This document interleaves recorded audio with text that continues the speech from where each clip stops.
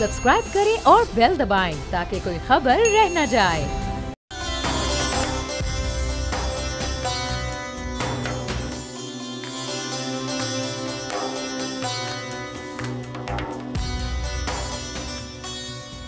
बिस्मिल्लाहिर्रहमानिर्रहीम, अस्सलाम वालेकुम। मैं हूँ आपकी होस्ट बरदा शेब और आप देख रहे हैं दुनिया बोल है रमज़ान स्पेशल और मेरे साथ हैं तलहा जतोई।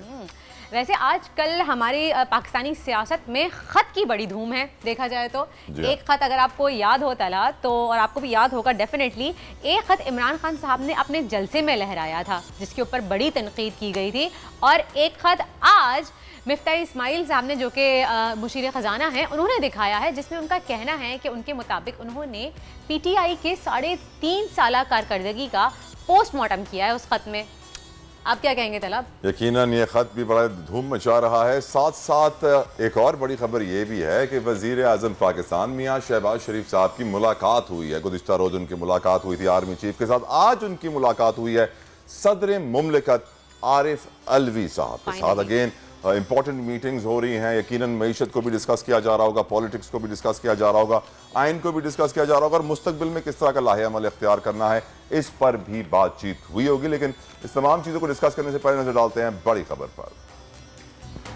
PTI के खजाने में अरबों छोड़कर जाने के दावे। नई हुकूमत के लिए हकीकत कुछ और। हुकूमती इत्तेहाद के लिए हुकूमत चलाना आसान नहीं होगा, वजीर आजम शहबाज शरीफ खुद एतराफ कर रहे हैं। आलमी मंडी में तेल की बढ़ती कीमतें पाकिस्तानी मईशत के लिए खतरनाक करार। वर्ल्ड बैंक ने खबरदार कर दिया, गैर यकीनी सियासी सूरत हाल में मईशत के लिए तबाहकुन हो सकती है। सॉफ्ट बॉल टेनिस के चैंपियन को एशिया कप में खेलने का मौका मिल गया लेकिन स्पॉन्सर न मिल पाया। पाकिस्तानी चैंपियन साद अहमद मलिक का नाम रोशन करने के लिए हुकूमती मदद के मुंतज़िर। और नादिया हुसैन की बोटॉक्स कराने वालों पर तनकीद। अदाकारा की वीडियो सोशल मीडिया पर वायरल, लोग मिला जुला रद्द-ए-अमल दे रहे हैं। राइट, PTI के वुज़रा और सोशल मीडिया अकाउंट से मुसलसल खजाने में पैसे ना होने या पैसे होने की बातें होती रहती हैं, मईशत के ऊपर बातें होती रहती हैं। PTI का ये कहना है कि उन्होंने खजाने में रकम छोड़ी है। वज़ीर आज़म शहबाज शरीफ कहते हैं कि नहीं छोड़ी। और आज के बयान के बाद लगता यूँ है कि ये दावे बस दावे ही थे, क्योंकि वज़ीर आज़म ने आज काबीना के पहले इजलास में खिताब में जो अल्फाज इस्तेमाल किए उससे यही मालूम होता है कि मईशत का हाल ज़्यादा अच्छा नहीं। ऐसे में हुकूमत क्या प्लान कर रही है, कितना चैलेंजिंग होगा उनके लिए, इस पर बात करने के लिए हमारे साथ मौजूद हैं सीनियर एंकर पर्सन और सीनियर एनालिस्ट अमीर अब्बास। अमीर अब्बास, नंबर फजिंग की बात बड़ी होती है जब व्हेनेवर वी डिस्कस इकोनॉमी या मईशत के आदाद व शुमार के ऊपर नज़र डाली जाती है। हर पार्टी ये कोशिश करती है कि हम अपना सरप्लस दिखाएं, चाहे भले डेफिसिट भी हो। यहाँ तक कि पाकिस्तान के कुछ वज़ीर ख़जाना ऐसे भी गुजरे हैं जिनके ऊपर हमेशा से इल्ज़ाम लगता था कि ये नंबर फजिंग में एक्सपर्ट हैं। और करंट सिनारियो भी कुछ नंबरों की हेर फेर आपको लग रही है? देखिए तला, जो इस वक्त इकोनॉमिक टीम है प्राइम मिनिस्टर शहबाज शरीफ साहब की, वो दोनों बज़ाहिरन तो बड़े काबिल लोग हैं। यानी डॉक्टर आयशा गौस पाशा, वो पंजाब में जब शहबाज शरीफ चीफ मिनिस्टर थे तो उनके साथ फाइनेंस मिनिस्टर रहीं काफ़ी अरसे तक। मिफ्ता इस्माइल साहब, वो भी डॉक्टर हैं, PhD डॉक्टर हैं। आयशा गौस पाशा भी PhD डॉक्टर हैं। दोनों फाइनेंस और इकॉनमी की बहुत समझ बूझ रखते हैं और ये एक अच्छा कॉम्बिनेशन हो सकता है। और मिफ्ता इस्माइल चूँकि मुसलसल इमरान खान साहब की गवर्नमेंट की जो इकोनॉमिक पॉलिसीज़ थी या फाइनेंशियल आउटलुक था उस पर क्रिटिसाइज़ करते रहे अपने एंगल से और अपने फैक्ट्स के साथ। तो इसका मतलब है कि वो फॉलो करते रहे हैं कि इमरान खान साहब के दौर में इकॉनमी कैसे चल रही है। तो एक अच्छा कॉम्बिनेशन है जो इनसाइड हुकूमती मामलात को जानता है।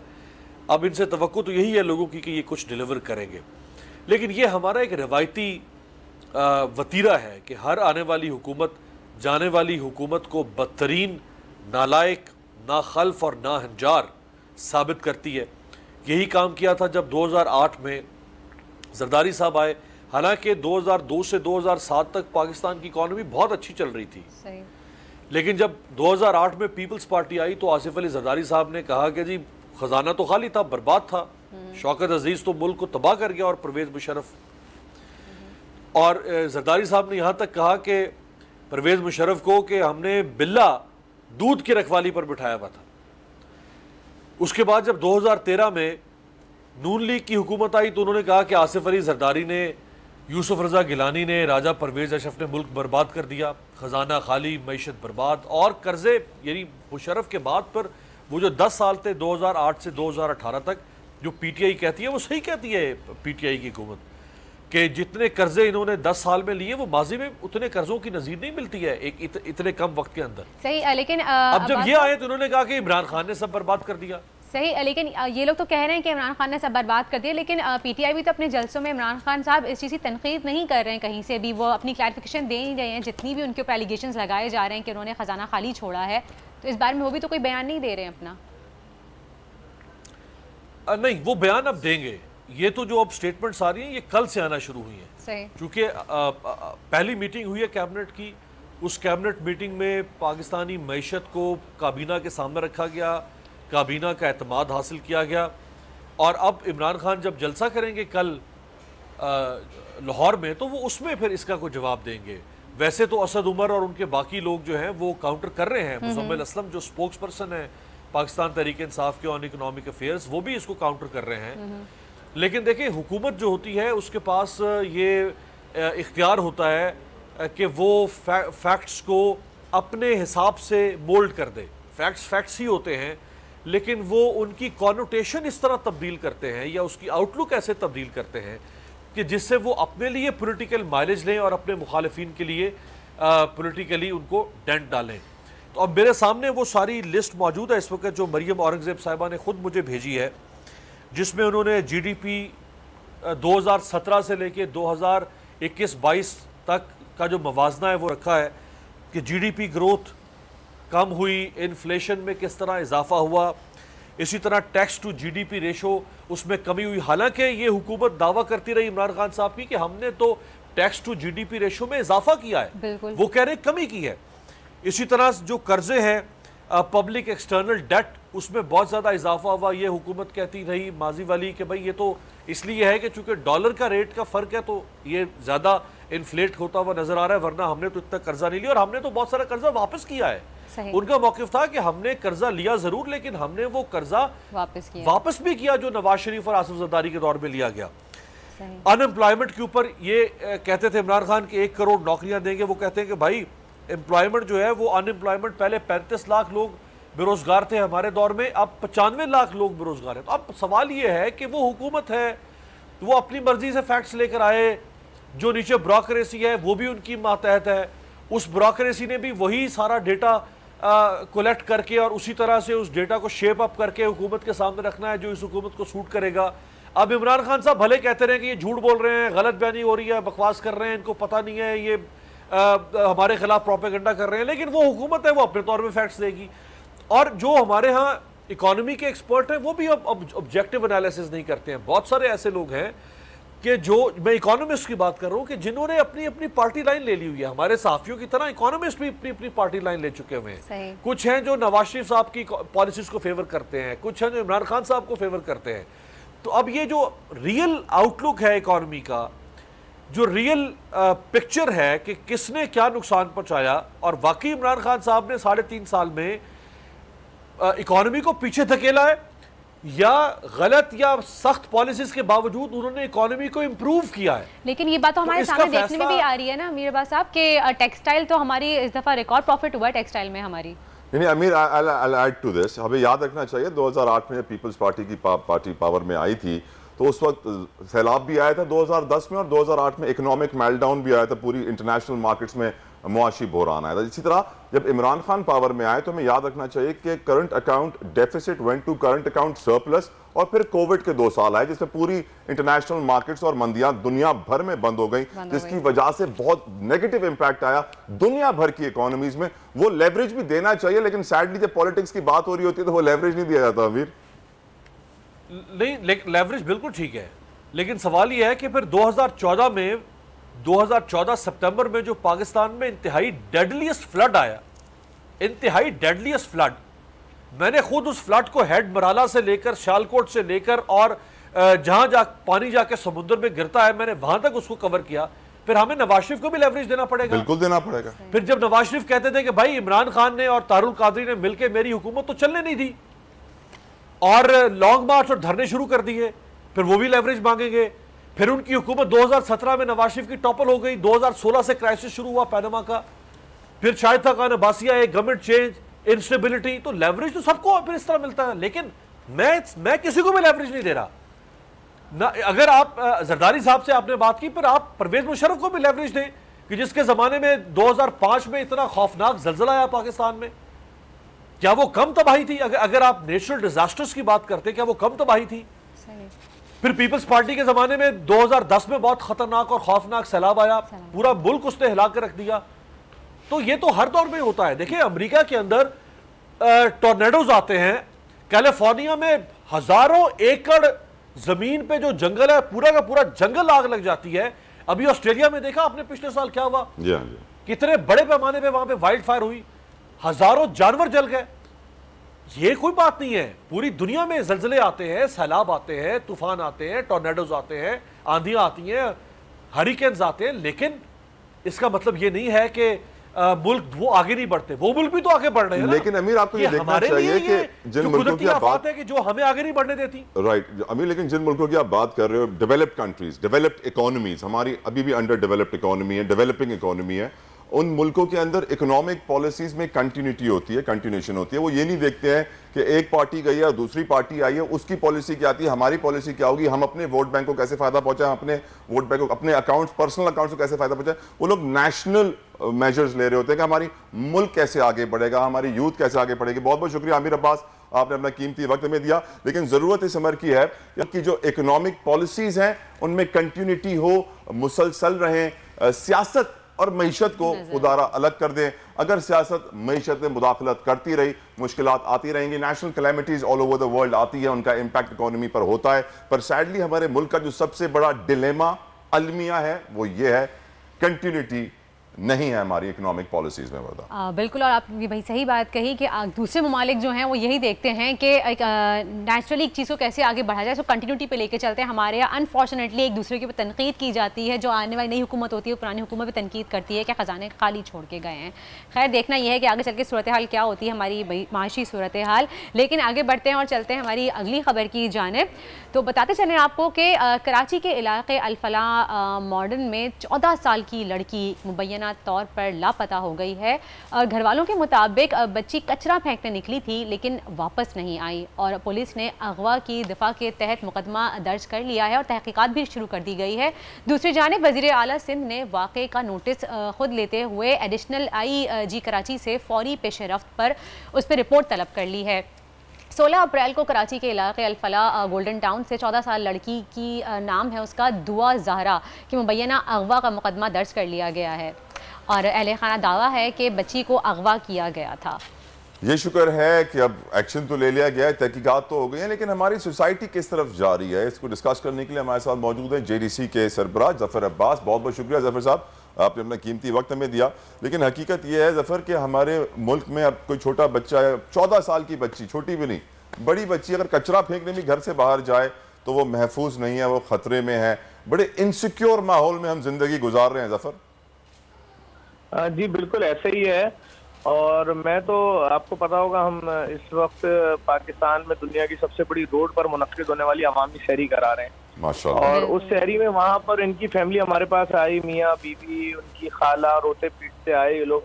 मैंने कहा क्या हुआ, इन्होंने कहा 3 दिन हो गए हमारी 14 साल की बेटी गायब हो गई। हमने राब्ता किया सब पुलिस से, वो कहने लगे भी हम जलसे में लगे हुए हैं, जलसा हो रहा है सियासी पार्टी का। आज 3 दिन गुजर गए, कोई हमसे पूछने नहीं आया घर पे। हमारी छोटी सी बेटी है और 7th क्लास की है, प्लीज हमारी मदद करें। अच्छा बैठे, मैंने फौरन उनको अपने साथ बैठा के एक वीडियो बनाई जिसमें मैंने अपील की आर्मी चीफ से, चीफ जस्टिस से, DG रेंजर से, IG से, सबसे अपील है कि मैंने कहा आप सबके घरों में बेटियां होंगी, आपके यहाँ बहनें होंगी, 14 साल की बेटी घर से गायब हो जाए कितनी बड़ी कयामत है। ये लोग 3 दिन से सोए नहीं है, तड़प रहे हैं, एक एक मिनट में मर रहे हैं, जी रहे हैं। और जो हमने हालात देखे, चाहे वो ईसा नगरी के पास जो वाकया हुआ बच्ची के साथ, एक मोहल्ले के अंदर ही से उठाया गया और उसके बाद उसकी लाश उसी मोहल्ले की कचरा कुंडी से मिली, कोरंगी का वाकया, एक से बढ़कर एक खौफ इंसान के दिल में होता है कि या अल्लाह आगे क्या होने वाला है, कौन सी नई ऐसी मुसीबत अभी सामने आने वाली है, कौन सी कयामत आने वाली है। फिर उसके बाद माशाल्लाह से ये तेजी आई हो गया, हमने सबसे अपील की थी, सब लोग इनके रास्ते में आ गए, इनके घर पे आ गए, रेंजर्स ने बहुत अच्छा सपोर्ट किया, पुलिस ने सपोर्ट करना शुरू किया, तमाम एजेंसी सपोर्ट कर रही हैं। अभी मुख्तलिफ जगहों से मैसेजेस कर रहे हैं लोग, कोई पाकिस्तान के किसी शहर से, कोई पाकिस्तान के किसी शहर से कि हमने यहाँ देखा है, हमें पता है, तो फलां ने रखा हुआ है बंद करके, कोई कह रहा है हम देखा है। मैं वो बातें खुल के नहीं बोल सकता क्योंकि वो सारे सीक्रेट्स हैं, उस पर काम चल रहा है। अभी कल रात से कुछ क्लूज मिलना शुरू हुए हैं, उस पर भागा दौड़ी हो रही है, नहीं मालूम कि वो सच्चे हैं झूठे हैं, लेकिन फैमिली जो है वो कल भी किसी ने रात में मैसेज चला दिए कि इनकी बेटी मिल गई है, इनके फोन पे हजारों कॉलें आना शुरू हो गई, बाद में मालूम हुआ जी वो तो कोई और केस था। लेकिन बहुत ज्यादा मुश्किल में, मुसीबत में फैमिली है इस वक्त, और ये ओवरऑल ये कयामत की सूरत हाल है कि अगर किसी की बेटी गायब हो रही है, बच्चा गायब हो रहा है, 1 महीने 1 साल का बच्चा गायब हो गया, तो ऐसा सिस्टम होना चाहिए within a minute, within a second हलचल मच जाए पूरे सिस्टम में कि भाई ये किधर कैसे कहाँ गया। कैमरों का ऐसा निजाम होना चाहिए, ऐसा जाल होना चाहिए सीसीटीवी कैमरों का। भाई देखें किसी कुत्ते बिल्ली के अगवा होने की कोई रोना नहीं रो रहा। ये या तो फिर ये वो जैसे वो वाकयात होते थे, आपको याद होगा बारिशों में लोग मरते थे या बारिशों में जानवर मर गए लोगों के कुर्बानी के, कोई शोर नहीं। लेकिन जब बारिशों में 80-80 इंसान मरेंगे और उस पर भी सब खामोश रहेंगे, तो मैंने तो आपके सामने शोर किया और उसका रिजल्ट निकला, 6.5 लाख पोलिंग बर्थिंग हुई। तो इसी तरह से ये मुसीबत जिसके घर पे आ रही है सिर्फ वो झेल रहा है, जिसकी बेटी गायब हो रही है वो जानता है। देखिए ना, आपकी बेटी चली जाए, छिन जाए, आपको पता ही नहीं है कि कौन ले गया, कैसे ले गया, दरवाजे के बाहर से कहाँ चली गई, ट्रेन में चली गई, जहाज में चली गई, और कोई शख्स आपको बताने के लिए तैयार ही नहीं है। माँ चीख रही है मेरी बेटी दे दो, अरे अभी माँ को ब्रेन हेमरेज हो जाए, माँ ऐसी कयामत मची हुई उनके घर में जिसकी कोई इंतहा नहीं है। आप जाए मैयत का घर भी क्या होगा, मैयत के घर में दफना के आते हैं, सुकून हो जाता है ना कि चलो भाई बस अब सुकून में आजो हो गई, अल्लाह ताला ने दिया था वापस ले लिया, जो शख्स इस दुनिया में आया सबको मरना। लेकिन अभी इनको कौन सी तसल्ली दें, ये तो बताएं कि भाई हाँ तुमने बच्ची पैदा करके 14 साल की, आज वो क्या जुमला बोलूं मैं, बताएं। अल्लाह बिल्कुल। आप बहुत बहुत शुक्रिया जफर अब्बास, आप हमारे साथ मौजूद थे। यकीनन जो आपने आवाज़ उठाई है, मेरी ये दुआ आपको कामयाब करे और मंजिल तक पहुंचाए। लेकिन हम एज ए सोसाइटी काफ़ी एक गलत किनारे पर आ गए हैं, बहुत गलीज किनारे पर आ गए। हमारा सोशल डीएनए रप्चर हो चुका है। हम नहीं सोचते कि हमारा पड़ोसी भूखा है, हमारे मोहल्ले में कितनी मुश्किलात हैं, मेरे बराबर वाले घर में कोई मरीज बैठा है जिसके पास गोली खरीदने के पैसे नहीं है। हम नहीं सोचते अपनी सोसाइटी के बारे में, हम नहीं सोचते दूसरों के बारे में। हमारी सारी नजरें हमारे ऊपर होती है कि हम, मैं, मेरा पेट, मेरा घर, मेरी गाड़ी। खुदारा दूसरों का सोचे, अपने मोहल्लों का सोचे, अपनी सोसाइटी का सोचे, इन बच्चों का सोचे जो घर पे सिर्फ कचरा फेंकने के लिए बाहर जाते हैं और कोई उनको उठा के ले जाता है। और ऐसी कई बच्चियां हैं जिनकी लाशें कई दिनों के बाद कचरे में पड़ी हुई मिलती है और कोई कुछ नहीं करता। हुक्मरान न जाने किन ख्वाबों में मदहोश हैं। अल्लाह माफ करे। बात ये है कि अगर कोई सामने से देख भी रहा होता है या पड़ोसी देख रहे होते हैं तो वो नजरें घुमा लेते हैं कि हमारे घर पे कुछ गलती ना हो जाए या हमारे ऊपर इस बात की कोई आंच ना आ जाए। बहुत अफसोस की बात है। जब जफर भाई ने कहा कि जब वो पुलिस के पास जा रहे थे केस दर्ज करवाने के, उन्होंने कहा कि अभी हम मसरूफ हैं, हम जलसे वगैरह में लगे हुए हैं। तो क्या एक बच्ची, यार बेटियों सबकी सांझी होती है, हर घर में बेटी होती है। हमारी दुआ है कि अल्लाह ताला खैर आफियत से दुआ अपने घर पहुंच जाए, आमीन। और फिर एक बार सियासत का रुख करते हैं और जानते हैं कि हुकूमत के यानी सियासत के सितारे क्या कहते हैं, आगे क्या होने वाला है। उनसा Shah famous tarot card reader हमारे साथ मौजूद हैं, उनसे भी कुछ बात करेंगे, सवालात करते हैं। जी उनसा, हेलो। वालेकुम अस्सलाम, कैसी हैं उनसा? मैं ठीक हूँ, आप कैसी हैं? अल्लाह का शुक्र। उनसा ये बताइएगा कि अभी हुकूमत को आए हुए तो 1 महीना भी नहीं हुआ है और इख्तलाफात की खबरें जो हैं वो सरगर्म हो रही हैं चारों तरफ से। और ये भी पता चला है कि बिलावल लंदन गए हैं दौरे पे। और आपको क्या लग रहा है कि हुकूमत इस तरह की जो नाराजगियाँ चल रही हैं हुकूमत में, कितनी देर चल पाएगी हुकूमत इस तरह से? जी वरदा, आपको याद होगा कि मैंने पिछली जो प्रेडिक्शंस की थी उसमें मैंने आपको यही कहा था कि ये आपस में इन पार्टीज में ही जो इख्तलाफात जो हैं वो बढ़ते जाएंगे, फटे शुरू हो जाएंगे और ये हुकूमत चलाना जो है वो काफ़ी चैलेंजिंग होगा। तो आप देख लीजिए सिचुएशन यही है, कोई इतनी स्मूथ और स्टेबल गवर्नमेंट नज़र नहीं आ रही है। और अभी आज की जो एनर्जी जो मैंने देखी है उसमें भी 7 ऑफ सोर्स का कार्ड है। सीक्रेटली जो मीटिंग्स भी हो रही हैं, सीक्रेटली ये लोग आपस में जो है कांटेक्ट कर कर बातचीत की तरफ जो है कोशिश तो कर रही है कि ये गवर्नमेंट जो है, नून लीग स्पेशली जो है वो उनकी गवर्नमेंट स्टेबल हो जाए। लेकिन मुझे चीज़ें स्टेबल होती हुई नज़र नहीं आ रही। नून लीग में की तरफ जो है वो फेवर करते हुए मामलात मुझे नजर नहीं आ रहे। ये जो हुकूमत है इस वक्त जो है वो काफी कमजोर है, क्योंकि यहाँ पर तलवारें ही तलवारें मेरे कार्ड्स में हैं, 7 swords, 2 of swords।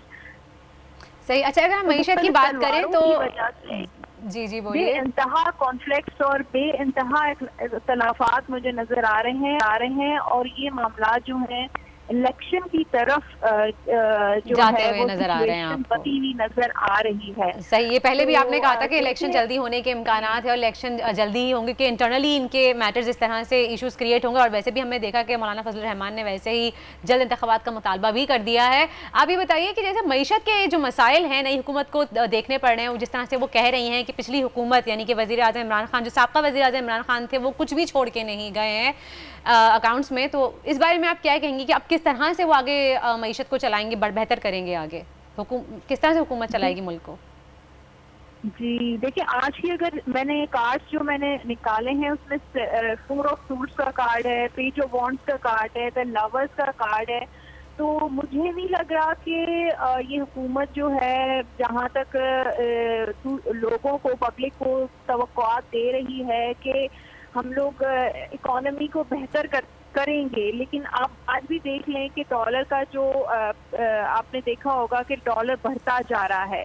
और हाँ, बजट जो है जो आने वाला थोड़ा बहुत रिलीफ, यानी कि वो भी मैंने आपको याद है लास्ट टाइम मैंने कहा था 19-20 का फर्क आएगा। कोई ज्यादा मुझे इकोनॉमी जो है वो बहुत अच्छी, कोई स्टेबल इकोनॉमी नजर नहीं आ रही, बहुत बड़ा आवाम के लिए रिलीफ मिलता हुआ नजर नहीं आ रही। जो महंगाई चल रही है। सही, चलें जी, आवाम के लिए रिलीफ अभी फिलहाल नजर नहीं आ रहा। थैंक यू सो मच उसना, शुक्रिया।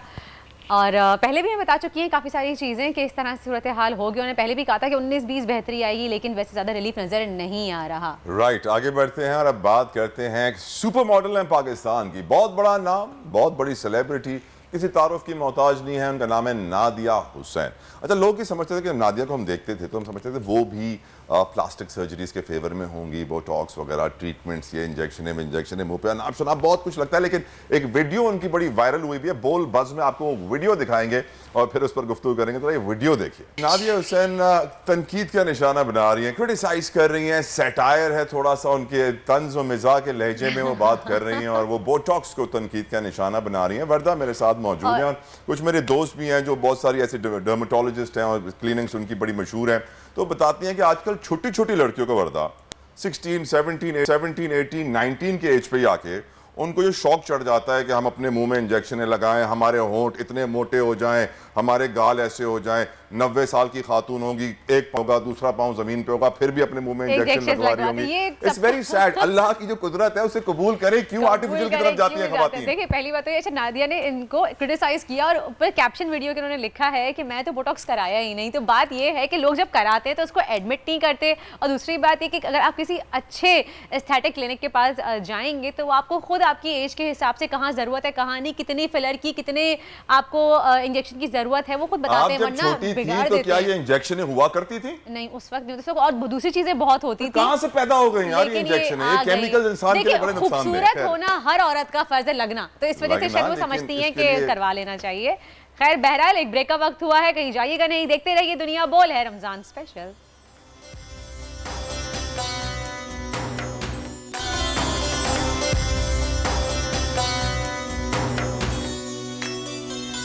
आपने भी एक रेड कलर पहना है। Welcome back after the break. आप देख रहे हैं दुनिया बोल है रमजान स्पेशल। आगे बढ़ेंगे, अब बात करेंगे पाकिस्तान में टैलेंट बहुत है, कदर नहीं है। वर्दा हमेशा से मैं ये बात करता हूँ, टैलेंट बहुत, कदर नहीं, टैलेंट बहुत, कदर नहीं। और अभी ऐसी खबर है कि एक ऐसा ही अलमिया है कि हमने अपने टैलेंट को प्रमोट करना चाहते हैं, टैलेंट बाहर जाना चाहता है मुकाबले के लिए, लेकिन वो नहीं जा पा रहा, ज़ाया हो रहा है। पाकिस्तानी नौजवान टेनिस प्लेयर साद अहमद चाइना में होने वाले वर्ल्ड एशिया कप 2022 के लिए क्वालिफाई कर चुके हैं, लेकिन अब तक स्पॉन्सर नहीं मिला है, जिसकी वजह से अब उनका इस इवेंट में जाना मुश्किल हो गया है। जी साद हमारे साथ मौजूद है, इस वक्त लाइन पर, उनसे बात भी करते हैं। जी साद, आपको आवाज़ आ रही है? हेलो जी साद, ये बताइएगा किस तरह की मुश्किलात का सामना करना पड़ा है आपको, और अब तक जो सफर रहा है आपका चैंपियनशिप का वो कैसा रहा है?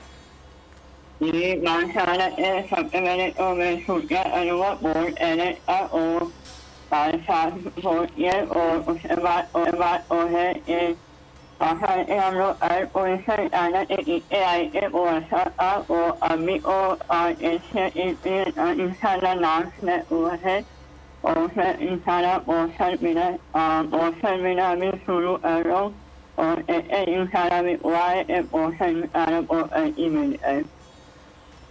साथ आपको कितने पैसों की जरूरत है इस टूर्नामेंट में जाने के लिए?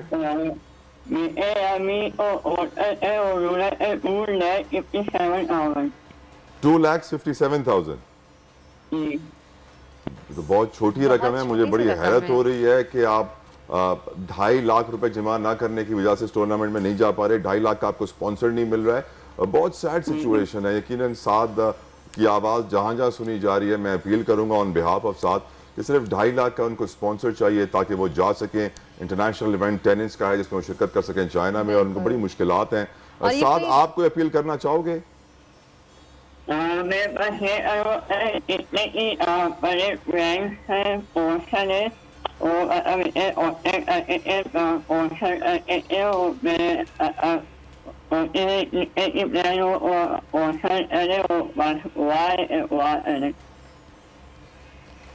सही। वैसे ये रकम इतनी बड़ी नहीं है और थैंक यू सो मच, बहुत बहुत शुक्रिया आपका। हमारी अपील भी है और हमारी पूरी बोल नेटवर्क की तरफ से है कि हम कि कोई भी जो इनकी मदद कर सकता है हुकूमत में से या पर्सनली तौर पे कोई इसको स्पॉन्सर कर सकता है तो ज़रूर स्पॉन्सर कर दीजिए। आखिरकार ये हमारा उभरता हुआ सितारा है पाकिस्तान का और ज़रूर इनकी हमें हेल्प आउट करनी चाहिए। बिल्कुल। और मैं ये पर्सनली समझता हूँ कि ये बहुत सैड सिचुएशन है कि पाकिस्तान में एक ऐसा खेल है जिसको 500-600 करोड़ का स्पॉन्सर मिल जाता है और फिर छोटे छोटे खेल के बड़े बड़े प्लेयर्स 2.5 लाख के लिए धक्के खा रहे होते हैं। Very sad. शामिल करेंगे अपना बिजनेस सेगमेंट उतार चढ़ाव, जिसके लिए चलते हैं मुदस्सिर इकबाल के पास। वो टू यू मुदस्सिर। बहुत शुक्रिया तला। बिल्कुल इस वक्त जो सूरत है मुआशी तौर पर वो खासी गंभीर है क्योंकि आलमी बैंक की एक रिपोर्ट के मुताबिक इस वक्त पाकिस्तानी मईशत को बड़े खतरे का भी सामना है कि वर्ल्ड बैंक जो बता रहा है पाकिस्तान के हवाले से हम बात करेंगे। खुर्रम शहजाद साहब हमारे साथ मौजूद हैं। बहुत शुक्रिया खुर्रम साहब। सबसे पहले तो आपसे जानना चाहेंगे कि पहले ये लग रहा था कि अब जो सूरत हाल है वो बेहतर हो गई है। डॉलर वापस आ रहा था, 181 पे आया, दोबारा से हमने 3 दिन में देखा वो वापस जा रहा है और स्टॉक मार्केट में बड़ी तेजी के साथ बेहतरी थी। आज ही 400 पॉइंट की कमी हो गई है।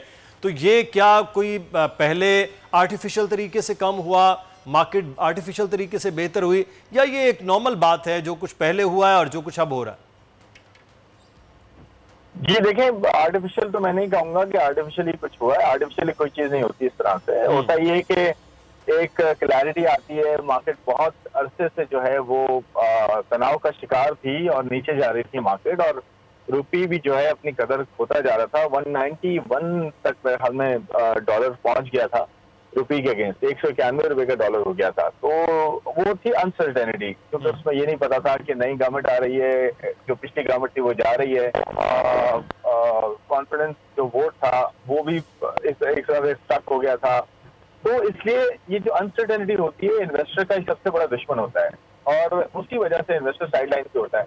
तो उसके बाद जब आपने देखा कि जो है नो कॉन्फिडेंस मोशन जो है वो कामयाब हुई, तो उसके अगले दिन ही जो है वो सिंगल डे का हाईएस्ट जो है वो ये कह लें कि आपके जो पॉइंट्स थे इंक्रीज हुए थे बेसिक्स में, वो हाईएस्ट थे सिंगल डे में। तो देखिए जब क्लैरिटी आती है तो फिर नेचुरली चीजें कुछ बेहतर होना शुरू होती है। वो शॉर्ट टर्म में ही होती है। पीवी जो है वो फिर गेन उसने अपनी वैल्यू को गेन किया डॉलर के अगेंस्ट। तो बात यह है कि क्लैरिटी से चीजें जो है वो बेहतर होती है। फिर उसके बाद होता है कि जब नई गवर्नमेंट आ जाती है तो उससे एक्सपेक्टेशंस होती हैं कि अब वो नई गवर्नमेंट जो शॉर्ट टर्म स्ट्रैटेजी है या मीडियम टर्म है, लॉन्ग टर्म है, उसका एक अपना ट्रैक रिकॉर्ड होता है जाके चीजों को ठीक करेगी।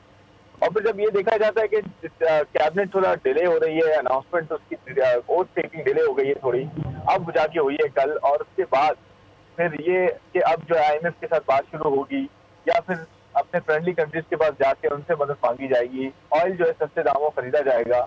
ये सब चीजें जब खबरें आएंगी तो नेचुरली फिर मार्केट में और उसके रुपये में उसके असरात नजर आएंगे। लेकिन अच्छा, तो खुर्रम साहब इस वक्त आलमी महंगाई जो है और तेल की कीमतें हैं, तो क्या जो मौजूदा हुकूमत है वो इन चीज़ों को कम करने की पोजीशन में होगी कि कीमतें यानी कि महंगाई कम कर सके, तेल की कीमतें हैं वो मजीद कम कर सके, ऐसी पोजीशन हो सकती है?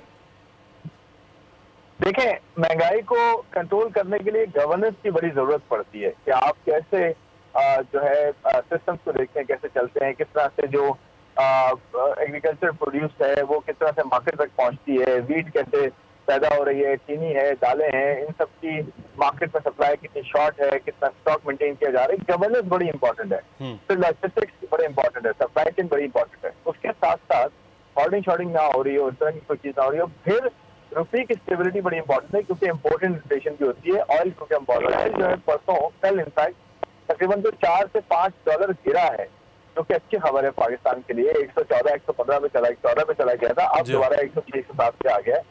तो मेरे ख्याल में एक तो ये चीज, दूसरा रशिया के साथ इसी गवर्नमेंट ने एक अच्छी जो है वेवलेंथ क्रिएट की थी, ऑल्दो वो एक गलत टाइम पे था, उसमें वॉर एक हो गई थी, उसको वक्त ठीक नहीं लगा। लेकिन ये गवर्नमेंट अब ये करे, उसी पॉलिसी को आगे लेके चले और उनके साथ एक कम दामों जो है वो ऑयल का कॉन्ट्रैक्ट करे, और उसने इंडिया के साथ भी किया है।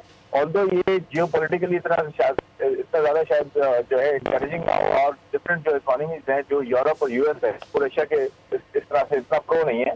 मेरे ख्याल में वो हमारा एक डिप्लोमेसी का एक एंगल हो सकता है। बट इकोनॉमी को अगर पहले रखा जाए तो रशिया से आप सस्ते दामों का तेल लेकर आते हैं तो उससे आपकी इन्फ्लेशन में कमी हो सकती है। आपका जो इस पर सब्सिडी जा रही है, जो गवर्नमेंट दे रही है चीजों पे और बिजली पे, वो कम हो सकती है और नेचुरली फिर आप उसको पास ऑन कर सकते हैं, कम कर सकते हैं प्राइसेस को। अच्छा खुर्रम साहब, एक चीज मैं आपसे यहाँ पे जानना चाहूंगा। IMF की पाकिस्तान से मुतालिक एक रिपोर्ट है, उस रिपोर्ट में रवां साल के हवाले से कुछ चीज़ें हैं कि जैसे GDP है वो 4% रहेगी, और जो 2022-23 है यानी कि अगला जो माली साल बन रहा है उसमें वो 4.2 है। इसी तरह से ये भी बताया गया कि महंगाई की शरह अब इस वक्त तो 12.7 है, लेकिन जब नेक्स्ट ईयर है उसमें 8.2 है, यानी कि कम हो रही है। इसी तरह जो करंट अकाउंट खसारा है वो 5.3 है, और आइंदा साल जो है वो 4.1 रहेगा। हम ये कह सकते हैं कि ये जो जितनी भी रिपोर्ट है आउटलुक, ये जो हुकूमत गुजर गई उसके इक़दामात की वजह से ये दी जा रही है, या जो मौजूदा हुकूमत एक हफ्ते से आई है इनके इक़दामात की वजह से ये रिपोर्ट जो है वो आ रही है कि पाकिस्तान में अगले साल बेहतरी है कुछ चीज़ों में? नहीं, देखिए डेफिनेटली एक हफ्ते में तो इस गवर्नमेंट ने कुछ भी नहीं किया है अभी। ये गवर्नमेंट तो सिर्फ आई है और अभी तो अपने आप को जो है वो फॉर्मुलेट कर रही है। तो मेरे ख्याल में पिछले गवर्नमेंट के बिल्कुल इक़दाम हैं जिसमें उन्होंने जो है लोकल जो कंजम्पशन है वो बढ़ना शुरू हो गई थी। लेकिन ऑफकोर्स मैं ये कहूँगा कि देखिए इक़दाम रिफॉर्म्स जिसे कहते हैं ना, रिफॉर्म्स नहीं हुए, यानी कि एनर्जी के रिफॉर्म्स या फिस्कल रिफॉर्म्स या टैक्स रिलेटेड रिफॉर्म्स बहुत ज्यादा नहीं हुए। हमने उसी कंजम्पशन इकोनॉमी को थोड़ी बहुत चेंजेस करके उसमें बेहतरी लाके थोड़ी एक्सपोर्ट बेहतर करके हुआ, लेकिन रिफॉर्म्स नहीं हुए। रिफॉर्म्स होते तो शायद इससे ज्यादा बेहतर नताइज हमें अगले साल तक नजर भी आते। बहुत शुक्रिया खुर्रम शहजाद साहब, माहिर मौशियात हमारे साथ मौजूद थे, और अब देखना यह है कि जिसके लिए चैलेंजेस हैं वो किस तरह से निमटती हैं। तला के वापस जाएंगे। जी तला जतोई। बहुत शुक्रिया मुदस्सिर। यकीनन मुल्क की मईशत के लिए, सियासत के लिए, मुल्क के लिए रिफॉर्म्स बहुत ज़रूरी हैं। वो रिफॉर्म्स टैक्स पे भी होने हैं, लैंड पे भी होने हैं, जुडिशल रिफॉर्म्स भी होने हैं, ताकि मुल्क के निज़ाम में देख रहे हैं हम अभी तक उसी कानून को फॉलो करते हैं जो 1850 में गोरे बना के चले गए थे।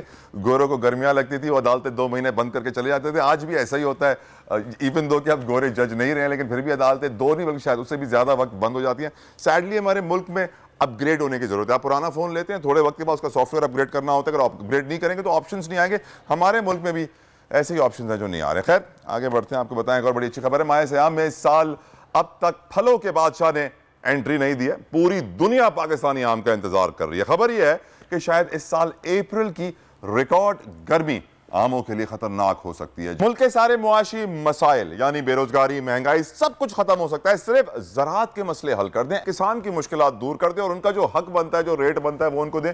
आम की अगर मैं बात करूं तो आम के इतने सारे प्रोसेसिंग यूनिट्स होते हैं, उसके पल्पिंग यूनिट्स होते हैं, दीगर प्रोसेसिंग यूनिट होते हैं जिससे आप इसके डिफरेंट बाय प्रोडक्ट्स एक्सपोर्ट कर सकते हैं। पर सैडली हमारे यहाँ ये प्रोसेसिंग यूनिट्स नहीं है। सैडली हमारे यहाँ आम के काश्तकारों को सपोर्ट नहीं किया जाता। ये जो आप 200-300 रुपए किलो आम खरीद लेते हैं ना बड़े आसानी से और खाते हैं, मजे भी लेते हैं, दुनिया भर में ये 30-40 डॉलर फी किलो बिकता है, यानी हम इतना मुनाफा कमा सकते हैं, बट सैडली हम नहीं कर पाते। क्योंकि अगर एक आम के काश्तकार के पास आप जाएंगे और बोलेंगे कि यार आप एक्सपोर्ट क्यों नहीं करते, वो बोलेगा भाई इतनी फाइलें कौन लेकर जाएगा, इतने फॉर्म कौन भरेगा, इतने लोगों के तरले कौन करेगा। यकीनन हमारे मुल्क में जो सिस्टम है उसको बेहतरी की जरूरत है। कॉस्ट ऑफ डूइंग बिजनेस कम होना चाहिए। एग्रीकल्चर के जितने भी इनपुट्स हैं, चाहे वो खाद हो, पेस्टिसाइड हो, हर्बिसाइड हो, पानी हो, पानी के लिए कितनी रिश्वत देनी पड़ती है। कभी किसी जमींदार से पूछिए, किसी किसान से पूछिए कि भाई आपको अपनी जमीन पे पानी चाहिए होता है, तो उस बंदे को आपने महीने कितनी रिश्वत के पैसे बांधे हुए कि वो पानी खोल दे। अंदाजा कीजिए कि हमने अपनी ज़राअत को इस कदर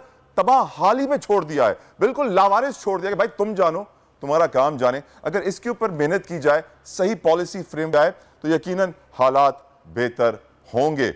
अब एक नात रसूल भी है, नात रसूल है, बहुत खूबसूरत है, और हम गुलाम अहले बैत हैं, आका दो जहां सल्लल्लाहु अलैहि वसल्लम घर के गुलाम हैं। परी हाशमी बड़ी मशहूर अदाकारा हैं, उन्होंने नात पढ़ी है। नबी करीम सल्लल्लाहु तआला अलैहि वसल्लम ने फरमाया, खजाने सारे अल्लाह के हैं, बांटूंगा मैं। और हम मिनहसल मुसलमान, हमें एहसास होना चाहिए कि कुरान, नमाज, ईमान, ये तीन बड़े हमारे खजाने हैं। तीनों में नबी करीम सल्लल्लाहु तआला अलैहि वसल्लम के वसीले से मिले हैं। और जो हस्ती, जो शख्सियत आपको क़यामत के रोज़ बचा सकती है, मुश्किलात से निजात दिला सकती है, जब अल्लाह गज़बनाक मूड में होगा, तो आज तो अल्लाह अच्छे मूड में है। आज भी वो हस्ती आपकी हर ख्वाहिश पूरी कर सकती है। एक बार मांग के तो देखिए। यकीनन हम इसीलिए आका दो जहां सल्लल्लाहु अलैहि वसल्लम के वसीले से हमेशा मांगते हैं, पंचतन पाक के वसीले से हमेशा मांगते हैं, क्योंकि हमें हमेशा मिलता भी है। एक ब्रेक के बाद होगा डालडा का दस्तरखान। देखते रहिए दुनिया बोल है Ramzan special.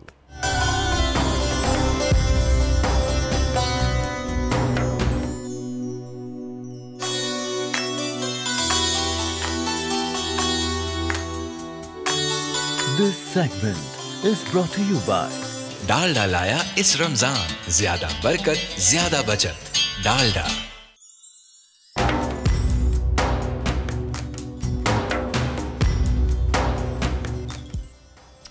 Welcome to Dalda का दस्तरखान। और एक खबर सुन के मैं बहुत एक्साइटेड थी वैसे जब मैं आई थी सुमैया सेट पे आपसे बात की थी, लेकिन अचानक से मेरा दिल बड़ा उदास हो गया। मैंने कहा ये क्या हो रहा है, ऐसा ना हो। क्या हो रहा है भाई देखें, हम सबको पूरा साल सिर्फ एक फल का इंतजार रहता है।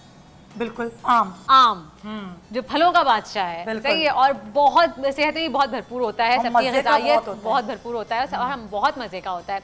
हम सबको इंतजार होता है उस फल का। और मैं भी न्यूज़ देख रही थी, तला बता रहे थे कि अप्रैल में जिस शिद्दत की गर्मी पड़ रही है, उसमें ख़दशा है कि आम की जो फसल है वो थोड़ी सी ख़राब हो सकती है और मुतासिर हो सकती है, और कम इजाफा शायद आम आए। तो मुझे तो सदमा लग गया ये बात सुन के। मैं दिल भी नहीं चाह रहा कुकिंग करने का सुमैया। नहीं, आप सही कह रही हैं वर्दा। आम का इंतजार बच्चे को होता है, और फिर ये होता है कि आखिर तक आम खाया जाए। बच्चे बड़े बूढ़े को होता है आम का इंतजार। घरों में दरख्त हैं आम के, वो तो मैं कहती हूँ बहुत ही ब्लेस्ड हैं। हमारे बचपन में कभी हुआ करता था आम का दरख्त, और उस आम की कदर होती थी। सीरियसली बड़ी अफसोसनाक खबर, बड़ी अफसोसनाक खबर। इसलिए मेरा पूरा मूड जो है ना वो यूं हो गया, ये कहते हैं ना हवा निकल जाती है। लेकिन चले हम मूड अच्छा करते हैं। हम दुआ कर सकते हैं कि अल्लाह ताला हमें ज़्यादा से ज़्यादा आम खाने को मिले और फसल बहुत अच्छी हो इंशाअल्लाह ताला आमों की।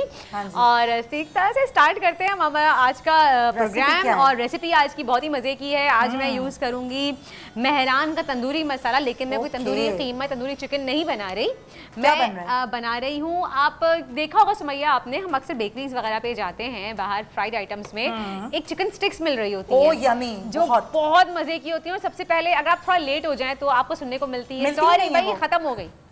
तो अब वो वाली चिकन स्टिक्स आप घर में कैसे बना सकते हैं हेल्दी तरीके से, क्योंकि डेफिनेटली बाहर का हम कहते हैं खाना अवॉइड कीजिए रमजानों में, काफ़ी देर से पक के रखा हुआ होता है। लेकिन अगर आप घर में बना लें और हाइजीन का भी ख्याल कर लें तो बहुत ही बेहतरीन हो जाता है। तो आज हम बनाएंगे चिकन स्टिक, और साथ ही डॉक्टर हमारे साथ हैं। हाँ, और साथ में मजे की ड्रिंक भी बनाएंगे हम। क्या आज हम बनाएंगे, फाइनली आज बनाएंगे। और साथ ही हमारे साथ डॉक्टर वजाहत अजीज मौजूद है, यूरोलॉजिस्ट हैं, और रमजानों में हमेशा हम कहते हैं कि हमें जरूरत पड़ती है कि हम यूरोलॉजिस्ट के पास जाएं, बहुत सारे सवाल जवाब करें। इन्फेक्शन हो जाता है, बहुत सारे प्रॉब्लम्स होते हैं जिनका हल आज हम तलाश करेंगे। और डॉक्टर साहब को वेलकम करते हैं। अस्सलाम वालेकुम डॉक्टर साहब, कैसे हैं आप? अल्लाह का शुक्र। चले जबरदस्त। डॉक्टर साहब ये बताइए कि रमज़ान जब आते हैं बहुत से लोगों को किडनी का पेन शुरू हो जाता है, यूरिन इन्फेक्शन स्टार्ट हो जाता है, या किडनी इन्फेक्शन स्टार्ट हो जाता है, तो उससे कैसे बचा जाए घर में, क्योंकि सब लोग डॉक्टर के पास नहीं जा सकते आसानी से। हाँ ज़रूर। तो मेन जो उसमें रीज़न है वो रमज़ान में डिहाइड्रेशन का है। दोनों जो प्रॉब्लम्स हैं इन्फेक्शन के और पथरी के, ख़ास तौर पे रमज़ान में ज़्यादा हो जाते हैं। उसकी वजह अमूमन ये है कि रमज़ान में हम लोगों का टाइम टेबल ऐसा हो जाता है कि ज़्यादातर लोग सुबह में जैसे सोते हैं और फिर ऐन दोपहर में अपने कामों पे निकलते हैं, तो वो एक डिहाइड्रेशन की कॉमन वजह बन जाती है। तो उसको बैलेंस करने का तरीका ये हो सकता है कि ख़ास तौर पे अफ्तार से सहरी के दरमियान में अपना पानी का इस्तेमाल अच्छा रखें और ख़ास दोपहर में ऐन दोपहर में बाहर निकलने से अवॉइड करें। अच्छा डॉक्टर साहब, जो किडनी पेशेंट्स हैं डेफिनेटली उनके लिए बड़ी एहतियात की ज़रूरत होती है, तो आम लोगों की बात हो गई, लेकिन ऑलरेडी जिनको ये प्रॉब्लम है तो वो अपनी डाइट या अपनी दवा और अपनी जो सारी एहतियात है वो किस तरह से करें ड्यूरिंग रमज़ान? हाँ, ये भी एक कॉमन सवाल होता है किडनी पेशेंट्स का कि क्या वो रोज़े रख सकते हैं। तो ज़्यादातर लोग जिनको किडनी के प्रॉब्लम या पथरी के प्रॉब्लम है वो अमूमन रोज़े रख सकते हैं, इसी एहतियात के साथ कि रोज़े की हालत में डिहाइड्रेशन से बचें। उसका मेन तरीका यही है कि अगर वो टाइम टेबल ऐसा बना लें कि सुबह में जैसे फजर के बाद सोने का मामला कर लें और जोहर के टाइम तक उठें, तो एक तरह से उनकी रात का वक्त और दिन का वक्त हो जाएगा। अच्छा, हाँ जी, आप ये बताइए डॉक्टर साहब, साथ ये बताइएगा और जो फिर अफ्तार के बाद से वो अपना जो कुछ उनकी अद्वियात का मामला और पानी का मामला वो कंटिन्यू करें। सही डॉक्टर साहब, यही बताइएगा कि अगर आपको यूरिन इन्फेक्शन का मसला शुरू हो जाता है घर में ही रहते हुए, या आपको फील होता है किडनी में आपकी पेन स्टार्ट हो गया है, क्योंकि रमज़ानों में अक्सर कंसल्टेशन की टाइमिंग्स ऐसी होती हैं क्लिनिक्स की कि ईजिली आप नहीं डॉक्टर के पास जा सकते और घर में प्रॉब्लम ज़्यादातर हो रही होती है, तो घर में रहते हुए आप ऐसी क्या चीज़ का इस्तेमाल करें, क्या इनटेक ज़्यादा लें हम, जिससे हम इस चीज़ से बच सकें या महफूज रख सकें? हाँ बिल्कुल। तो जिन लोगों को कोई इन्फेक्शन का या बाद औक़ात पथरी का दर्द ऐन रोज़े की हालत में हो जाए, तो उन लोगों के लिए बेहतर ये है कि एटलीस्ट कुछ दिनों के लिए रोज़े ज़रा क़ज़ा कर लें, स्किप कर लें और फिर बाद में। ठीक है। अच्छा डॉक्टर साहब हमारे साथ मौजूद हैं और सवालात के लिए आप टेलीफोन नंबर भी आपकी स्क्रीन पर आ रहा है, तो आप बिल्कुल डॉक्टर साहब सवाल के लिए कॉल कर सकते हैं। वर्दा बताएंगी साथ साथ क्या डाला है जी। अच्छा जी, अब मैंने यहाँ पे चिकन ली है 300 ग्राम क्यूब्स में कट की, क्योंकि हम चिकन क्यूब्स चिकन स्टिक्स बना रहे हैं, आप ये देख सकते हैं। इसमें मैंने हाफ टी स्पून गरम मसाला पाउडर डाला है, 1 टीस्पून भर के लहसुन अदरक का पेस्ट डाला है, 1 टेबलस्पून लेमन जूस डाला है, और अब इसमें मैं मेहरान का तंदूरी मसाला ऐड कर रही हूँ 1 टेबलस्पून। ठीक है, या फिर हस्बी जाएगा, अगर आपको बहुत चटपटी खानी है तो आप 1.5 टेबलस्पून ले सकते हैं। आप माइल्ड बना रही हैं? मैं माइल्ड बना रही हूँ, बिल्कुल जैसे मार्केट से मिलती है, ज़्यादा बहुत तेज़ तीखी ना हो, माइल्ड हो। और इसके बाद इसमें मैं ऐड करूँगी मेहरान का green chilli sauce 1 tablespoon. Green chilli sauce Mehran का ही यूज़ करूँगी। हम सब जानते हैं कि मेहरान में किसी भी किस्म के कोई भी आर्टिफिशियल फ्लेवर्स, कलर्स शामिल नहीं होते, ये बहुत हेल्दी ही है। और दूसरी बात, ये 45 से ज़्यादा ममालिक में पसंद किए जाते हैं मेहरान के मसाले, और गवर्नमेंट पाकिस्तान की तरफ से इसको बेस्ट एक्सपोर्ट फूड एक्सपोर्ट का अवार्ड भी मिल चुका है, और इसके अलावा कई सारे सर्टिफिकेशंस भी मिले हैं नेशनल इंटरनेशनल अपनी फूड क्वालिटी को लेके। ये देखिए, इसे मैंने कलर कितना अच्छा है इस ग्रीन चिली, और ये समोसों के साथ तो और पकौड़ों के साथ ऐसी मजे की लगती है ना ये चटनी, मेरे मुंह में तो बहुत पानी आ रहा है। अच्छा, इसको अच्छे तरीके से हम मिक्स कर लेंगे और मैरिनेशन करके इसकी हम रख देंगे। अच्छा, आप इसको मैरिनेट करके रख भी सकते हैं ओवरनाइट, अगर आपको अगले दिन बनानी है तो ठीक है, या फिर नहीं तो आप चिकन स्टिक्स में लगा के ब्रेड क्रम्स में कोट करके भी आप इसको फ्रीज कर दें। आप फ्रीज कर सकते हैं, जब आपको फ्राई करना है आप इजीली, तो बहुत आसान है बनाना। बस हम लोग थोड़ा सा इसको वो कर लेते हैं, बहुत आसान है बनाना। मैं थोड़े से इसमें चिकन क्यूब्स और ले लेती हूँ यहाँ पे, ताकि थोड़ी ज़्यादा बन जाए। सही है, सही है जी। ये हम अच्छे से मिक्स कर लेंगे और बस इसको हम स्क्यूअर्स में लगाएंगे और फिर ब्रेड क्रम्स में कोट करके अंडे में डिप करके इसको हम डीप फ्राई करेंगे डालडा कुकिंग ऑयल में, और बनास्पति भी यूज करूंगी उसमें साथ। ठीक है, कॉलर भी हमारे साथ हैं जी। हाँ जी, अस्सलाम वालेकुम जी, कौन बात करिए, कहाँ से? हेलो जी, अस्सलाम वालेकुम। वालेकुम सलाम जी। जी सर, क्या कहना चाहेंगे? सर जी, मैं ये मैडम पूछना चाहता हूँ, मुझे शुगर नहीं है। अच्छा। तो मेरे ना पाँव बहुत जलते हैं, मैं डॉक्टर साहब से ये सवाल करना चाहता हूँ, मैं क्या करूँ? क्या करें? और आप रोजे रख रहे हैं मिर्जा लियाकत साहब? जी, जिला पाकिस्तान से। ठीक है जी, बहुत शुक्रिया। मिर्जा लियाकत साहब कह रहे हैं मैं शुगर पेशेंट हूँ, डायबिटिक हूँ, मेरे पाँव बहुत जलते हैं, तलवे पाँव के बहुत जलते हैं, तो क्या किया जाए डॉक्टर साहब? हाँ, शुगर के मरीज़ों में जो तलवों की जलने की वजह अमूमन शुगर के जो एसाब हैं उन पे असरात होते हैं। अच्छा। तो इसका अमूमन कुछ रोज़े से या पानी से कोई डायरेक्ट ताल्लुक़ नहीं है। तो मेनली इनका जो तरीक़ाकार यही है कि अपनी शुगर का कंट्रोल अच्छा रखें, पाँव का ख्याल रखें। बाद औक़ात इन मरीज़ों को पाँव में ज़ख़म बन जाते हैं या कहीं से स्किन बढ़ जाती है तो उनको पता भी नहीं चलता, क्योंकि स्किन की सेंसिटिविटी कम हो जाती है। तो रोज़ अपने पाँव को जैसे नहाने के बाद अच्छी तरह से उनका खुद से मुआयना घर पे करें, और अगर कहीं से कोई नाखून बढ़ रहा है या कोई स्किन बढ़ रही है उसको ज़रा साफ़ करें। और फिर अगर जलन का मामला ज़्यादा रहता है तो कुछ अद्वियात के ज़रिए से उनको मज़ीद कंट्रोल किया जा सकता है। डॉक्टर से कंसल्ट कर सकते हैं। सही। अच्छा डॉक्टर साहब ये बताइएगा, कहते हैं कि अगर आपको यूरिन इन्फेक्शन होता है तो कांडबारी के जूसेस या सैशेज जो मिलते हैं मार्केट में, उसका इस्तेमाल आप करें हफ्ते में, अगर आप हफ्ते तक करें और 2 दिन उसको इस्तेमाल करें तो आप बचा जा सकता है, यानी कि काफ़ी हद तक बेहतर हो जाता है स्टार्ट में अगर कंट्रोल कर लिया जाए। ये तो बात है कि यूरिन इन्फेक्शन से बचाव के लिए कुछ ग़ज़ाई जैसे आपने बताया तदाबीर इख्तियार की जा सकती हैं, कि जिनमें से एक क्रैनमैक्स बहुत मशहूर है। क्रैनबेरी सैशेज ना, इसको हम प्लेट में रख देते हैं और मुझे एक बड़ी सी प्लेटर मिल जाए ताकि मैं बीच में, आप ये कीजिए यहाँ पे सुमैया, और मैं यहाँ पे तेल गरम पे लगा रही हूँ, लेकिन मैं इसमें ऐड करूँगी 2 टेबलस्पून डालडा, बनास्पति घी मैं इसमें ऐड करूँगी। VTF है, ये देखिए आपको मैं दिखा भी दूँ जी, क्योंकि हमारी सेहत के लिए बहुत अच्छा है। और डालडा बनास्पति VTF टेक्नोलॉजी की बदौलत ट्रांस फैट लेवल इसमें सिर्फ 0.5% होता है, उससे भी कम होता है, बल्कि जबकि किसी आम बनास्पति की अगर हम बात करें तो उसमें ट्रांस फैट लेवल 20% तक मौजूद होता है। तो इसलिए मैं आपसे पर्सनली प्रेफर करूँगी, क्योंकि अक्सर माई कहती हैं कि हम घी में जब बच्चों को खिलाते हैं तो बच्चों को ज़्यादा हेल्दी होता है। पराठे आप बना रही हैं या आप इस तरह कोई भी रेसिपी बना रही हैं बच्चों के लिए, तो डालडा बनास्पति VTF का इस्तेमाल ज़रूर कीजिए, वो रेसिपी बहुत हेल्दी भी हो जाएगी। अच्छा, इसमें मैं क्या करूँगी, मैं लाइव कॉलर को ले लें सर, जब तक मैं हाँ घी भी निकाल रही हूँ, आप लाइव कॉलर से बात भी करती रहिए। मैं यहाँ पे ये यूज़ कर रही हूँ डालडा VTF। जी ज़हीर साहब, अस्सलाम वालेकुम। डॉक्टर साहब से ये पूछना था कि काइंडली आपकी आवाज़ सही नहीं आ रही है ज़हीर साहब, दोबारा बोलिएगा।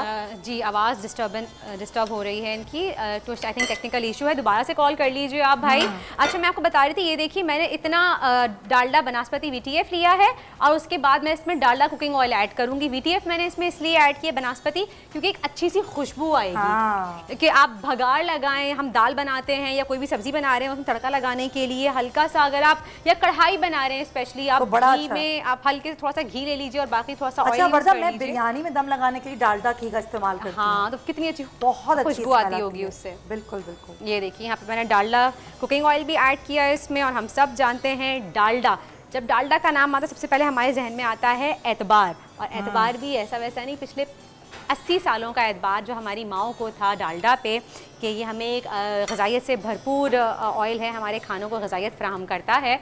और जहाँ हर रमज़ान, इस रमज़ान है बचत भी ज़्यादा, प्यार भी ज़्यादा, इबादत भी ज़्यादा, वहीं पर ही है डालडा के साथ बचत भी ज़्यादा। तो इस रमज़ान आप मनाएं डालडा के साथ, नई नई रेसिपीज़ मज़े की, और अपने बच्चों को हेल्दी रखें। अभी तो मीठा भी सिखाएंगी वर्दा आपको। हाँ, इंशाअल्लाह कल से आप देखिएगा, अगर मीठा आप चाहते हैं तो कल से हम मीठा बनाना शुरू करेंगे, क्योंकि आखिरी रमज़ान आखिरी अशरों की तरफ जा रहा है, अब आखिरी अशरा शुरू होने वाला है, तो हम जो है वो मीठे की तरफ भी जाएंगे। अच्छा, ये देखिए इस तरह से हमने पहले ब्रेड क्रम्ब में कोट किया, फिर इसको हमने अंडे में कोट किया स्पून की मदद से, और डायरेक्ट मैं इसको पैन में डालूंगी।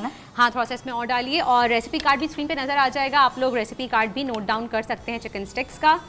थोड़ा सा मैं इसको ब्रेड क्रम्स में ले लूँ क्योंकि वो कोटिंग उसकी हट गई प्लेट पे रहने से।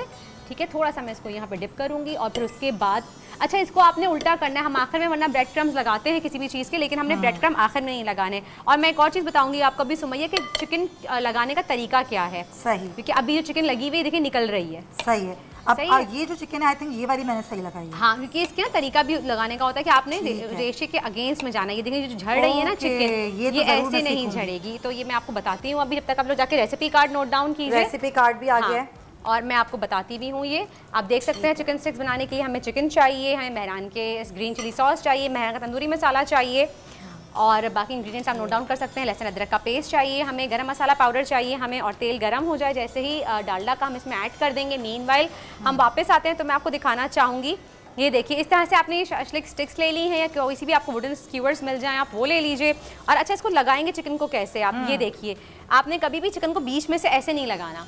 जहाँ से कटिंग होती है, यहाँ पे रेशा है ना, आपने यहाँ से बीच में सेंटर से इसको आपने ऐसे प्रेस करना है। तो कितना ही आप कर लें, ये ना निकलेगी ना हिलेगी। ये देखिए, सही सही, वरना हम बीच में से लगा देते हैं तो वो वजन से झड़ना शुरू हो जाती है। ये देखिए, अब देखिए मैं यहाँ से नहीं लगाऊंगी क्योंकि यहाँ पे सादा गोश्त है, यहाँ से कटिंग हुई हुई है। ये देख रही रेशा नजर आ रहा है मुझे यहाँ से, तो मैं ये लंबाई में ऐसे लगाऊंगी रेशा इसका।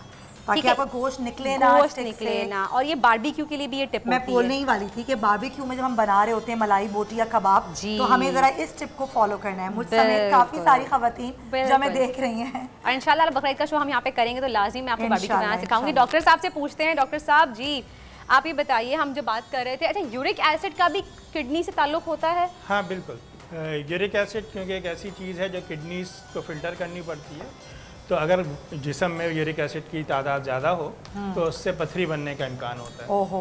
डाइट वाइज यूरिक एसिड सबसे ज़्यादा बड़े गोश्त में, दूसरा नंबर छोटे गोश्त का, और मुर्गी मछली में वाइट मीट में निस्बतन कम लेकिन होता है। तो जिन लोगों को ख़ास तौर पे यूरिक एसिड का या पथरी का मसला हो, उनको कोशिश करनी चाहिए कि छोटा गोश्त बड़ा गोश्त बहुत कम कर दें, कम इस्तेमाल करें। डॉक्टर साहब, जैसे बहुत से लोग हैं जो स्टेरॉइड्स ले रहे होते हैं, मेडिसिन बहुत ज़्यादा ले रहे होते हैं, उनको किडनी का इशू बहुत ज़्यादा हो जाता है। तो जो रोज़े रखना चाहते हैं और रोज़े रख रहे होते हैं, तो उनके लिए आप क्या कहना चाहेंगे? वो किस तरह से अपनी डाइट को लेकर चलें? अमूमन अब आमतौर पे जो ज़्यादातर जो अद्वयात हैं वो ऐसी हो गई हैं कि दिन में एक दफ़ा या बहुत से बहुत 2 दफ़ा इस्तेमाल करनी पड़ती हैं। तो ज़्यादातर ऐसे लोगों के लिए रोज़े रखना मुमकिन होता है। डाइट वाइज जैसे पहले मैंने अर्ज़ की कि यही उनके लिए एहतियात है कि कोशिश करें कि रोज़े की हालत में, ज़ाहिर है वो डिहाइड्रेशन वाली बात पानी पी के तो नहीं कवर कर सकते, लेकिन कोई ऐसी एक्टिविटी ना करें जिसमें पसीना ज़्यादा आए या बाहर निकलने का मामला रोज़े की हालत में ना करें। सही। अमूमन हमारा आमतौर पर आजकल टाइम टेबल ऐसा बन गया, आपने देखा होगा मार्केट्स में लोग 1-2 बजे के करीब उठ के सारे के सारे मार्केट में निकल पड़ते हैं। तो ये एक कॉमन वजह है रोज़े की हालत में डिहाइड्रेशन का। तो जिन लोगों के ऐसे मामलात हैं उनको कोशिश करनी चाहिए अपने सारे काम अफ्तार के बाद या असर के बाद इस चीज़ का ज़रूर एहतियात करें। अच्छा डॉक्टर साहब, एक बात कहते हैं कि अगर आपको डिहाइड्रेशन महसूस हो रही है तो एक ड्रिंक होती है, आप उसमें क्या कहते हैं, अगर आप हल्का सा एक चुटकी नमक डाल के इस्तेमाल करें तो आपको बिल्कुल बहुत बेहतर महसूस करते हैं, ऐसा है? तो देखें, नेचुरली यही है ना कि अगर आप गर्मी में बाहर निकलें तो आपको पसीने के ज़रिए से पानी और निकात आपके वो जिस्म से बाहर निकले, तो उनको बैलेंस करने का तरीका यही होता है कि आप घर आके पानी या आपको कुछ सिकंजबीन या ऐसी चीज़ पीने का नेचुरली दिल करता है। तो रोज़े की हालत में तो आप ये नहीं कर सकते, इसीलिए बेहतर ये कि आपने जो कुछ करना है वो असर के वक्त या ऐसे टाइम में करें ताकि फिर आके उसको कवर कर सकें, ठंडे टाइम में करें। डॉक्टर साहब, एक चीज़ और है, जैसे मुझसे में बहुत सारे लोगों के साथ होता है, फ्राइड आइटम हम रमज़ान में बहुत ज़्यादा खा रहे होते हैं और फिर ये होता है कि जूसेस का इस्तेमाल हो जाता है, पानी नहीं पी रहे होते हैं, तो उस पर भी काफ़ी यूरिन इन्फेक्शन का इशू हो जाता है। सहरी में भी यही होता है कि हम कोई फ्राइड आइटम पराठों के साथ खा लेते हैं, पानी का इस्तेमाल नहीं होता, तो क्या किया जाए उसमें? ज़रा आप ही बताएं, बैलेंस कैसे किया जाए? बैलेंस ये कि सहरी में ख़ास तौर पे ज़्यादा मिर्चों वाली चीज़ें, ज़्यादा नमकियात वाली चीज़ें, ज़्यादा तली हुई चीज़ें सहरी में अवॉइड करें। ठीक है। ये वाले आप ये चीज़ें अगर अफ्तार में कर लेते हैं तो उसको आप बैलेंस कर पाएंगे। तो उसको आप जूसेस के ज़रिए या चलें आपने अफ्तारी के वक्त साथ में उस वक्त दिल कर रहा होता है कि ज़रा जूस पिए, ऐसी चीज़ पिए, लेकिन बाद में फिर पानी का इस्तेमाल करके उसको कवर कर लें। सही। अच्छा डॉक्टर साहब, बहुत से लोग ऐसे हैं जिनकी सर्जरीज हुई भी होती हैं किडनी की या सिंगल किडनीज पे होते हैं, उनके लिए क्या एहतियात बताएंगे आप रमज़ानों में कि उनको पानी का इंटेक कैसे करना चाहिए, किस तरह से ख्याल करना चाहिए? ये सिंगल किडनी के जो मरीज़ हैं, अमूमन अगर एक किडनी बिल्कुल हेल्दी है तो उनका मामला तकरीबन ऐसा ही होता है जैसे किसी भी नॉर्मल आदमी का। अच्छा। तो उनके लिए बस मेन एहतियात यही है कि रोज़े की हालत में डिहाइड्रेशन से बचें। अच्छा। और अफ्तार से सहरी के वक्त तक अपना पानी का इस्तेमाल उसको ज़रा कवर कर लें। अच्छा। इन सारे मरीज़ों के लिए जिनको ये छोटे छोटे मसाइल जैसे पथरी के या इन्फेक्शन के, उनको एक एहतियात ये ज़रूर करनी चाहिए कि अगर रोज़े रख के मुसलसल रख के उनको कुछ पेशाब में इन्फेक्शन जैसा मामला हो तो फिर ऐसी सूरत में ज़बरदस्ती ना करें और कुछ रोज़े स्किप कर लें, बजाय इसके कि इन्फेक्शन की या पथरी की सिवियरिटी बढ़ जाए और बाद सूरतों में उनको फिर अस्पताल में दाखिल करना पड़ता है। तो ऐसी सूरत में बेहतर है जब ऐसे आसार नज़र आ रहे हैं, कोई इन्फेक्शन का मामला हो रहा है, तो कुछ रोज़े स्किप। डॉक्टर साहब, बच्चों के साथ भी किडनी का इशू आजकल बहुत होने लगा है। छोटे बच्चे पानी नहीं पीते, ज़बरदस्ती उनको बुला बुला के याद दिलाना पड़ता है कि पानी पिएं। तो बच्चों के लिए क्या करें ऐसा कि वो पानी पिएं? किडनी इन्फेक्शन बहुत होने लगा है बच्चों में। बच्चों में जो मेजर वजह जो ज़्यादा पथरी की या इन्फेक्शन होने की, कुछ बच्चों में तो पैदाइशी ऐसे मसाइल होते हैं कि जिनकी वजह से ऐसा होता है। दूसरा जो फैक्टर जो हमारी डाइट से रिलेटेड हो गया कि बच्चों में ख़ास तौर पे ये चिप्स मिसालें, इनका इस्तेमाल बहुत ज़्यादा हो गया। तो ये एक ऐसी चीज़ है जो आज से अगर 10 साल पहले तक सोचें तो इतना कॉमन नहीं होती थी। तो बच्चों को कोशिश करनी चाहिए कि फ्रूट्स और नेचुरल चीज़ों की तरफ ज़्यादा लेकर आएँ और मिसाले वाली चीज़ें ख़ास तौर पे चिप्स, इनसे ज़रा अवॉइड। ये सारे बच्चे सुन लें जो बहुत ज़्यादा चिप्स खाते हैं, उनको मज़े के लगते हैं, ज़रूर खाएं चिप्स, लेकिन ज़रा बेटा एहतियात करें, जब मम्मा रोक रही होती हैं तो फिर आपको किडनी इन्फेक्शन और ये सारी मसाइल हो सकते हैं। डॉक्टर साहब डायलिसिस पे भी बहुत सारे लोग होते हैं, उनके बारे में बात करूँगी। डायलिसिस पेशेंट्स हैं, लेकिन कराची से लाइव कॉलर भी हमारे साथ मौजूद हैं, हबीब जी, उनको ले लेते हैं। जी हेलो, अस्सलाम वालेकुम। हेलो, अस्सलाम वालेकुम हबीब साहब। वालेकुम सलाम। टीवी का वॉल्यूम कम कर दीजिए प्लीज, ताकि हम आपसे बात कर सकें। हबीब साहब जी, अस्सलाम वालेकुम। हबीब साहब। वालेकुम सलाम जी। डॉक्टर साहब से सवाल पूछना था। एक सवाल तो ये था कि सुबह निहार मुंह क्या हमें पानी पीना चाहिए या नहीं, उसके फायदे हैं या नुकसान है। दूसरा सवाल ये है मेरा डॉक्टर साहब से कि एक तो ये घरेलू खवातीन होती हैं, तो इनका काम करने के साथ साथ वजन बढ़ता जाता है, तो इनके लिए कोई ऐसा आसान तरीका हो जिससे इनका वजन कम हो जाए। अपनी बेगम के लिए पूछ रहे हैं आप? चलें जी। हबीब साहब बहुत शुक्रिया। हबीब साहब ने 2 सवाल किए हैं। एक्चुअली वो पहला सवाल तो ये निहार मुंह एक पानी पीने की मिथ है कि आप पानी पिए निहार मुंह, बाज़ औक़ात तो कहते हैं शहद डाल के पिए, लीमू डाल के पिए। खैर उन्होंने सादे पानी का पूछा कि क्या ये अच्छा है या नुकसान के लिए। दूसरे खवातीन के लिए उन्होंने कहा घरेलू खवातीन का वजन बढ़ जाता है, तो उसके लिए क्या किया जाए? पहला जो सवाल है, सुबह निहार मुंह पानी पीने में कोई हरज नहीं है, अनलेस कोई मेडिकल कंडीशन ऐसी हो कि जिसमें पानी ज़्यादा पीने का अवॉइड किया हो। जैसे जो हार्ट फेलियर के या किडनी फेलियर के मरीज़ हैं ना, उनको ज़्यादा पानी पीने का मना किया जाता है बाज़ औक़ात। अदरवाइज़ सुबह सुबह उठ के अगर निहार मुंह ज़्यादा पिया जाए तो उसमें कोई हरज नहीं है। लेकिन ये मत समझें कि अगर सुबह सुबह आपने पानी 3-4 गिलास पी लिया तो सारे दिन के लिए छुट्टी हो गई, तो अल्लाह ने हमें ऊँट नहीं बनाया। तो इंसान के लिए थ्रू आउट द डे थोड़ा थोड़ा पानी पीना लाजमी है। तकरीबन 2 घंटे के वक्फे से 1-8 गिलास पानी पी लेना चाहिए। सही। मैं डॉक्टर साहब से पूछ रही थी, डायलिसिस पेशेंट होते हैं उनके लिए बड़ा मसला होता है पानी, क्योंकि उनको रेशो ही बताया जाता है कि आप इतना पानी पिए, इससे ज़्यादा पानी आप नहीं पी सकते, और कुछ लोग उसमें से रोज़े भी रख रहे होते हैं, तो क्या ये रोज़े रखना उनके लिए सही है, और फिर वो अपने पानी का इंटेक कैसे बैलेंस करें? ज़्यादातर मरीज़ों के लिए तो रोज़े रखना जो डायलिसिस पर हैं बिल्कुल परफेक्टली फ़ाइन, बिल्कुल नॉर्मली वो रख सकते हैं, बल्कि कुछ सूरतों में तो बजाय इसके अच्छा है, क्योंकि उनको आमतौर पर एडवाइस की जाती है कि वो अपने खाने पीने में पानी का इस्तेमाल कम करें और खाने पीने में ज़्यादा प्रोटीन वाली चीज़ें, ज़्यादा नमकियात वाली चीज़ें कम करें। तो डायलिसिस वाले मरीज़ों के लिए तो रोज़े का मामला एक तरह से उनको एडवाइस फॉलो करना ज़्यादा आसान हो जाता है।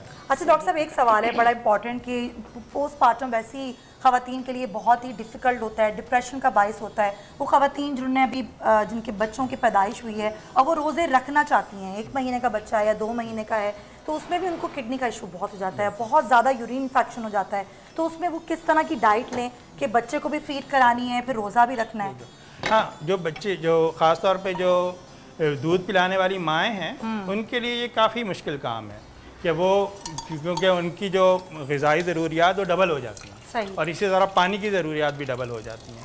तो ऐसी माओं के लिए तो ज़्यादा एहतियात इसी में है कि एटलीस्ट मुसलसल रोज़े ना रखें। अच्छा, अगर वो 1-2 रोज़े रखती हैं और उसमें उनको डिहाइड्रेशन का मामला या पेशाब में हल्की फुल्की जलन हो जाती है तो फिर 1-2 दिन का गैप दे दें।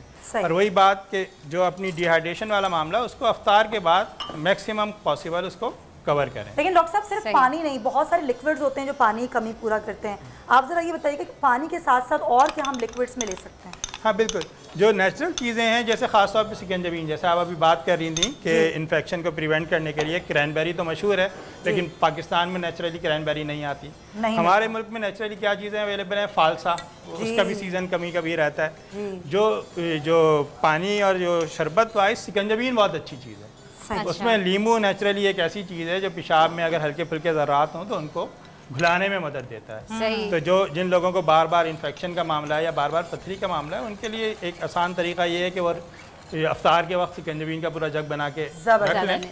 और एक और कॉलर हमारे साथ मौजूद हैं, मोहम्मद है पूरे वाला से, उनसे बात करते हैं। बात करते मैं बताती हूँ कि मैं अब क्या कर रही हूँ यहाँ पे। मोहम्मद, अस्सलाम वालेकुम जी। मोहम्मद साहब टीवी का वॉल्यूम बंद कर दें प्लीज। कॉल ड्रॉप हो गई है। अच्छा, मीन वाले बताती चलूँ, आप देख सकते हैं चिकन स्टिक्स रेडी हैं और आप इस कोक के मैजिक के साथ एंजॉय कर सकते हैं, और साथ में मेहरान का ग्रीन चिली सॉस या फिर केचप या ग्रीन चटनी या आप इनकी टर्मरिक चटनी, डेट चटनी इस्तेमाल कर सकते हैं मेहरान की।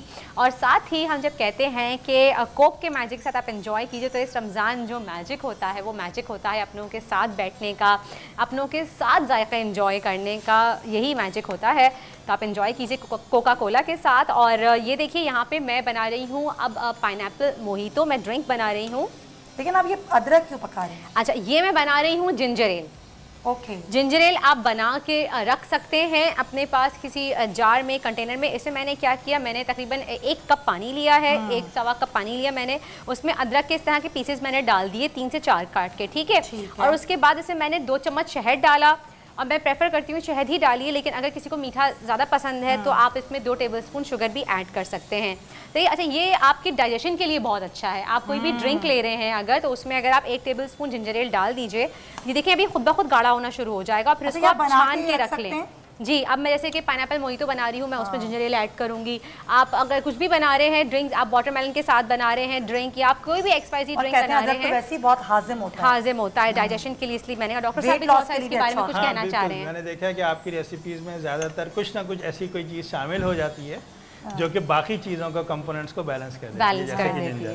सही। दूसरा, आप अपने हिसाब से हम जो लोग बैलेंस करने का तरीका ये इख्तियार कर सकते हैं, जैसे पूछ रहे थे कि वज़न बढ़ जाता है, तो मज़े की चीज़ें आप पकाना लोगों को सिखाएंगी, फिर वो खाएंगे। तो ज़ाहिर है रोज़ा रखा है तो रोज़े की नेमतों में शामिल है, तो ज़रूर खाएँ। लेकिन उसको बैलेंस करने का तरीका ये है कि एक तो जो नमकियात जो आपने सारे ऐड कर लिए अपने जिस्म में, उसको फिर बाद में जैसे अफ्तार के बाद सादा पानी पी के बैलेंस करें, एक। और दूसरा, रोज़े की हालत में भी कुछ ना कुछ वॉक की आदत बनाएं कि चले आपने अफ्तार के वक्त ऐसा कुछ खा लिया, ज़रा हैवी हो गया, तो थोड़ा सा एक वॉक। रोजे में तो लोग वॉक करते वैसे ही कहते हैं ना, वैसे ही रोजे लग रहे हैं, ऊपर से वॉक करें, प्यास लग गई। और अफ्तार के बाद जो हालत होती है लोगों की, कि लेट जाते हैं बस। अच्छा, यही वजह है कि रोजे में उल्टा वजन और ज्यादा बढ़ जाता है। सही। खाने मजे की बड़े गोल सेट करते हैं रमजान से पहले कि वेट कम करेंगे, पता चलता है वेट मजीद बढ़ जाता है। अच्छा, ये देखिए मैंने छान के जिंजर एल निकाल लिया है, और इस तरह से आप इसको एयरटाइट कंटेनर में, जार में बंद करके फ्रिज में रख सकते हैं। अब हम चलते हैं हमारी ड्रिंक की तरफ, ताकि आपको बता दूं कि ड्रिंक भी कैसे बनेगी। या अभी थोड़ा सा गर्म है, मैं गर्म ही यूज़ कर लूँगी, लेकिन आप लोग प्लीज़ ठंडा करके थोड़ा सा इस्तेमाल कीजिएगा। अच्छा, एक ब्लेंडर ले लेते हैं यहाँ पे हम, और साथ ही मेरे पास यहाँ पे है पाइनएप्पल के चंक्स हैं, ये इसमें ऐड करेंगे हम। अच्छा, मैं 2 पाइनएप्पल के चंक्स थोड़े से बचा रही हूँ गार्निशिंग के लिए। एक यहाँ लगा देते हैं और एक यहाँ लगा देते हैं, और बाद में इसको सेट कर लेंगे। ओके, बाकी मैं पाइनएप्पल के चंक्स यहाँ पे ऐड कर रही हूँ। अच्छा, थोड़ा सा बहुत जूस भी आ रहा है, तो कोई इशू नहीं है। अच्छा, क्योंकि ज़्यादातर पाइनएप्पल इतना इजीली अवेलेबल होता भी है, तब भी लोग नहीं कैन का यूज़ करते हैं, तो कैन का यूज़ कर सकते हैं, उसका सिरप भी यूज़ कर सकते हैं। हाँ, यूज़ कर सकते हैं। कैन में ही ज़्यादा इजीली अवेलेबल होता है, वो बिकॉज सॉफ्ट हो जाता है। बिकॉज अगर आप नेचुरल जो प्रॉपर आप फ्रेश लेने जाते हैं तो कटवाने का थोड़ा सा इशू आ जाता है, और दूसरी बात थोड़ा सा जो टेस्ट उसका होता है वो आप नहीं, उसको लोग पसंद करते। अच्छा, यहाँ पे मेरे पास ऑरेंज जूस है, 1/2 कप मैंने ऑरेंज जूस इसमें ऐड किया, ठीक है। और लेमन जूस इसमें ऐड करेंगे हम 1.5 और 2 टेबलस्पून, अगर आपको बहुत ज़्यादा प्रॉब्लम नहीं है लेमन से तो, ठीक है। अच्छा, और साथ ही जिंजर एल जो मैंने यहाँ पे बनाया था, आप देखिए गाढ़ा भी होना शुरू हो गया, खुद से गाढ़ा हो गया है, ठीक है। क्योंकि इसमें हम शुगर या फिर शहद ऐड करेंगे तो थिकनेस ऑलरेडी थोड़ा सा ही गाढ़ा हो जाएगा। ये हम डालेंगे इसमें अराउंड 2 टेबलस्पून। अच्छा, हमें शुगर की इसमें नीड नहीं है? नहीं, मैं ऐड नहीं कर रही, क्योंकि जिंजर एल में मैंने शुगर और उसमें ऑटोमेटिकली मैंने चीनी ऐड की है। जिंजर एल बना के रखें तो हमें नीड नहीं है। देखिए, मैं बहुत कम मिठास के ऊपर जा रही हूँ। जैसे मैंने हमेशा से आपसे कहा कि अगर हम कोशिश करें कि देखिए ऑरेंज जूस ऑलरेडी मीठा होगा, पाइनएप्पल ऑलरेडी मीठे होंगे, तो एक्स्ट्रा शुगर क्यों आप लेवल बढ़ा रहे हैं? फिर आप कहते हैं पतला भी होना है, तो नेचुरल स्वीटनर पे चले जाए, शहद का इस्तेमाल कर लीजिए, ज़्यादा बेहतर है। मैं हमेशा पर्सनली अपने रेसिपीज़ में यही प्रेफर करती हूँ, जब ड्रिंक्स बनाती हूँ स्पेशली, कि शहद इस्तेमाल कर लें, आप चीनी छोड़ दीजिए। यहाँ पे मेरे पास कार्बोनेटेड वाटर है, ये भी मीठा होता है। अब कितनी आप शुगर ऐड करेंगे उसमें सोचें, ये भी हम इसमें थोड़ा सा ऐड करेंगे, अराउंड 1 कप, और फिर इसको हम कर लेंगे ब्लेंड। जी,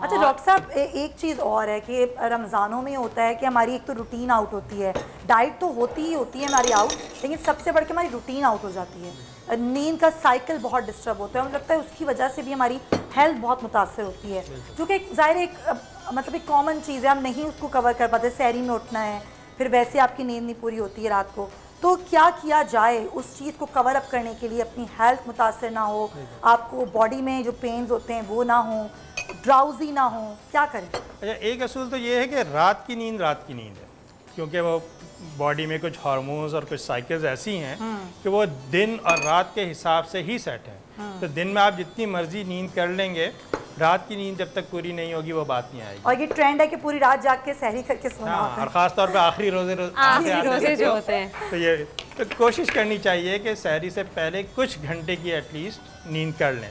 सारी की सारी नींद अगर आपकी दिन में होगी तो उसमें वो फ्रेशनेस नहीं आएगी। ये सुन लें सारे नौजवान लड़के लड़कियां जो पूरी पूरी रात जाग के, और नाइट मैच जो लड़के खेल रहे होते हैं पूरी रात जाग के, और उसके बाद फिर पूरा दिन सो रहे होते हैं, तो रूटीन जो है वो अल्लाह ताला ने रात सोने के लिए बनाई है। ये अम्मा वाली आवाज़ आई है, डायरेक्ट अंदर से ना दिल की गहराइयों से निकली अम्मा वाली अल्फाज। लेकिन वैसे भी अच्छा नहीं लगता मुझे तो। खैर ये ड्रिंक बहुत अच्छी लग रही है मुझे, बड़ी अमेजिंग, बहुत ही मजे की है। और अच्छा ये बात मैं कहूँगी दोबारा से कि इसको आप बहुत से लोग छान के भी बनाते हैं, कि हम कहते हैं मोहितो बना रहे हैं तो हम छान के बनाते हैं, लेकिन मैं हमेशा आपसे कहती हूँ कि जब भी आप किसी फ्रूट का इस्तेमाल करते हैं ड्रिंक में तो उसको छानिए नहीं, क्योंकि फाइबर तो सारा आप फिर वेस्ट कर देते हैं। क्यों डॉक्टर साहब? बिल्कुल, वर्दा ने एक और बड़ी अहम बात की थी कि अब जब आप कोई रेसिपी बना रहे हैं तो उसमें सेहत के हवाले से भी कुछ ना कुछ सोचें कि मीठा हो रहा है तो हर चीज़ मीठी होती जा रही है, तो आप कैलोरीज के हिसाब से भी कुछ ना कुछ कैलकुलेट करें। इसी तरह फाइबर का आपने किया कि अगर सारा आप छान के और सिर्फ जूसेस पे चलेंगे तो रमज़ान में कॉन्स्टिपेशन का मामला कॉमन है इसी वजह से। तो जब भी कोई आप रेसिपी जब कंसिडर कर रहे हैं तो उसमें ये ज़रूर ख्याल करें कि आपकी फाइबर, आपकी शुगर, ये सारी चीज़ें। और डॉक्टर साहब वर्दा ना सिर्फ बहुत अच्छी शेफ़ हैं बल्कि बहुत अच्छी न्यूट्रिशनिस्ट भी हैं, तो वो बताती रहती हैं बीच बीच में कि किस तरह आपने बैलेंस डाइट लेके चलनी है। बिल्कुल, हमारा रेसिपी कार्ड भी दिखाएं। जी, रेसिपी कार्ड भी आप ड्रिंक का नोट डाउन कर लीजिए। हमने ड्रिंक बना ली है और आप देख सकते हैं कितने मजे ही लग रही है ड्रिंक ना, बहुत टेम्पटिंग सी, ठंडी ठंडी बर्फ आप डाल के आप एंजॉय कीजिए। पहले तो ये सारी ड्रिंक्स अच्छी लग रही है। बिल्कुल। अच्छा मैं दोबारा से रिपीट कर दूं, वैसे मैं बता चुकी हूँ। इसमें मैंने पाइनएप्पल लिए 2 कप, आधा कप मैंने ऑरेंज जूस लिया, जिंजर एल जो मैंने बनाया था 2 टेबलस्पून वो इसमें ऐड किया ताकि आपके डाइजेशन के लिए भी अच्छा रहे। और उसके अलावा इसमें मैंने बस कुछ भी ऐड नहीं किया, कार्बोनेटेड वाटर इसमें ऐड किया मैंने 1 कप। और उसके बाद आप इसको ब्लेंड कर लीजिए बर्फ डाल के और एंजॉय कीजिए मजे की ड्रिंक। कर सकते हैं इसमें? क्यों, पानी की जरूरत ही नहीं है ना, पाइनएप्पल ऑलरेडी इसमें, उसमें जूस इतना होता है, ऑरेंज जूस ऑलरेडी हम इसमें ऐड करें तो पानी का इस्तेमाल। कार्बोनेटेड वाटर अगर कार्बोनेटेड वाटर आप अवॉइड करना चाहते हैं तो बस आप ऑरेंज जूस और पाइनएप्पल ब्लेंड कर लें जिंजर एल के साथ। ज़्यादा ले लें उसकी क्वांटिटी ज़्यादा ले लें। किसकी? जो ऑरेंज जूस। नहीं, बैलेंस क्वांटिटी रखें, जितना बनना है बर्फ डालेंगे तो ऑटोमेटिकली बैलेंस हो जाएगा, वरना फ्लेवर में फ़र्क आ जाएगा। इसलिए मैं रेशो अप डाउन नहीं करने को कहूँगी आपसे। और thank you so much doctor साहब, बहुत बहुत शुक्रिया, आपने हमें इतना अच्छा गाइड किया, इतनी अच्छी बातें बताई हमें। Thank you so much Sumaiya मेरी हेल्प करने के लिए चिकन स्टिक्स के लिए। और आपके सामने मज़ेदार सी रेसिपीज तैयार हैं, नोट डाउन कीजिए, बनाइएगा जरूर, हमें बताइएगा और ट्राई कीजिए। और ना सिर्फ ये बल्कि वर्दा एक चीज़ मैं आपके बिहाफ से बोलना चाहती हूँ, अगर आप चाहते हैं कि वर्दा आपकी ईद के दस्तरखान कोई बहुत ज़बरदस्त करें और बड़े मज़े की रेसिपीज़ आपको ईद के लिए दें तो आप मैसेज कर सकते हैं हमें, और सोशल मीडिया पे वर्दा को या वर्दा ऑफिशियल या फिर आप बोल नेटवर्क के सोशल मीडिया हैंडल्स पे आप कांटेक्ट कर सकते हैं। और अब हम चलते हैं तलहा की तरफ, तो ओवर टू यू तलहा।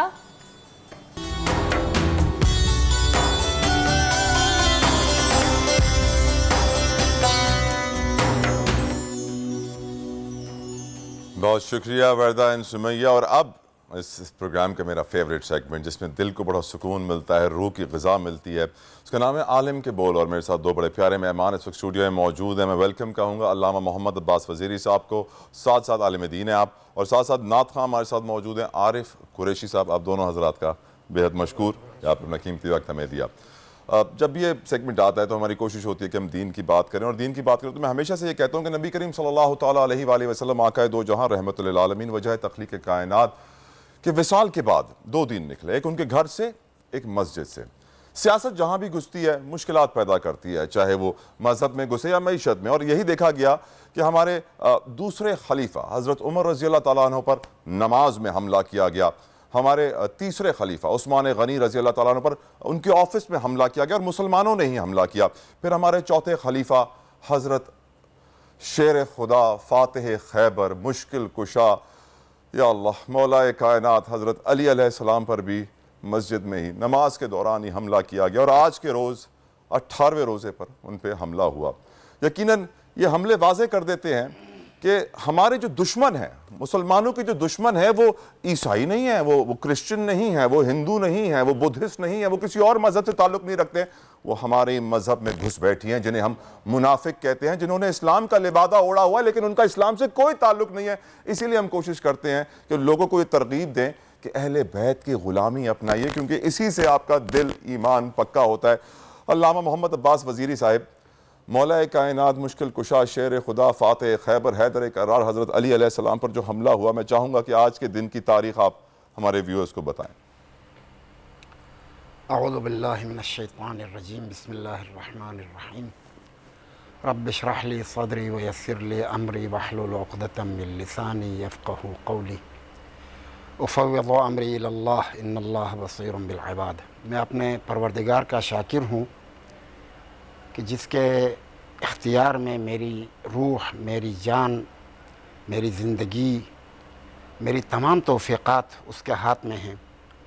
उसने ये तौफ़ीक़ अता किया कि आपके इस जलीलुल क़द्र प्रोग्राम में मौला अमीरुल मोमिनीन अली इब्न अबी तालिब के हुज़ूर में नज़राने अक़ीदत पेश करने के लिए हम हाज़िर हूँ। इन सआदत बेज़ोर बाज़ो नीस्त ताने बख्शत खुदाए बख्शंदे। जब तक वहाँ से अता न हो ये तौफ़ीक़ात हर किसी को मैसर नहीं आती हैं। आपने इंट्रो में बहुत खूबसूरत तरीक़े से बयान किया कि किस तरह से निफ़ाक़ इस्लाम के अंदर दाखिल हुआ और उस निफ़ाक़ ने अपना काम कर दिया कि पैगम्बर अकरम सल्लल्लाहु अलैहि वसल्लम ने अपने आखिरी लम्हात तक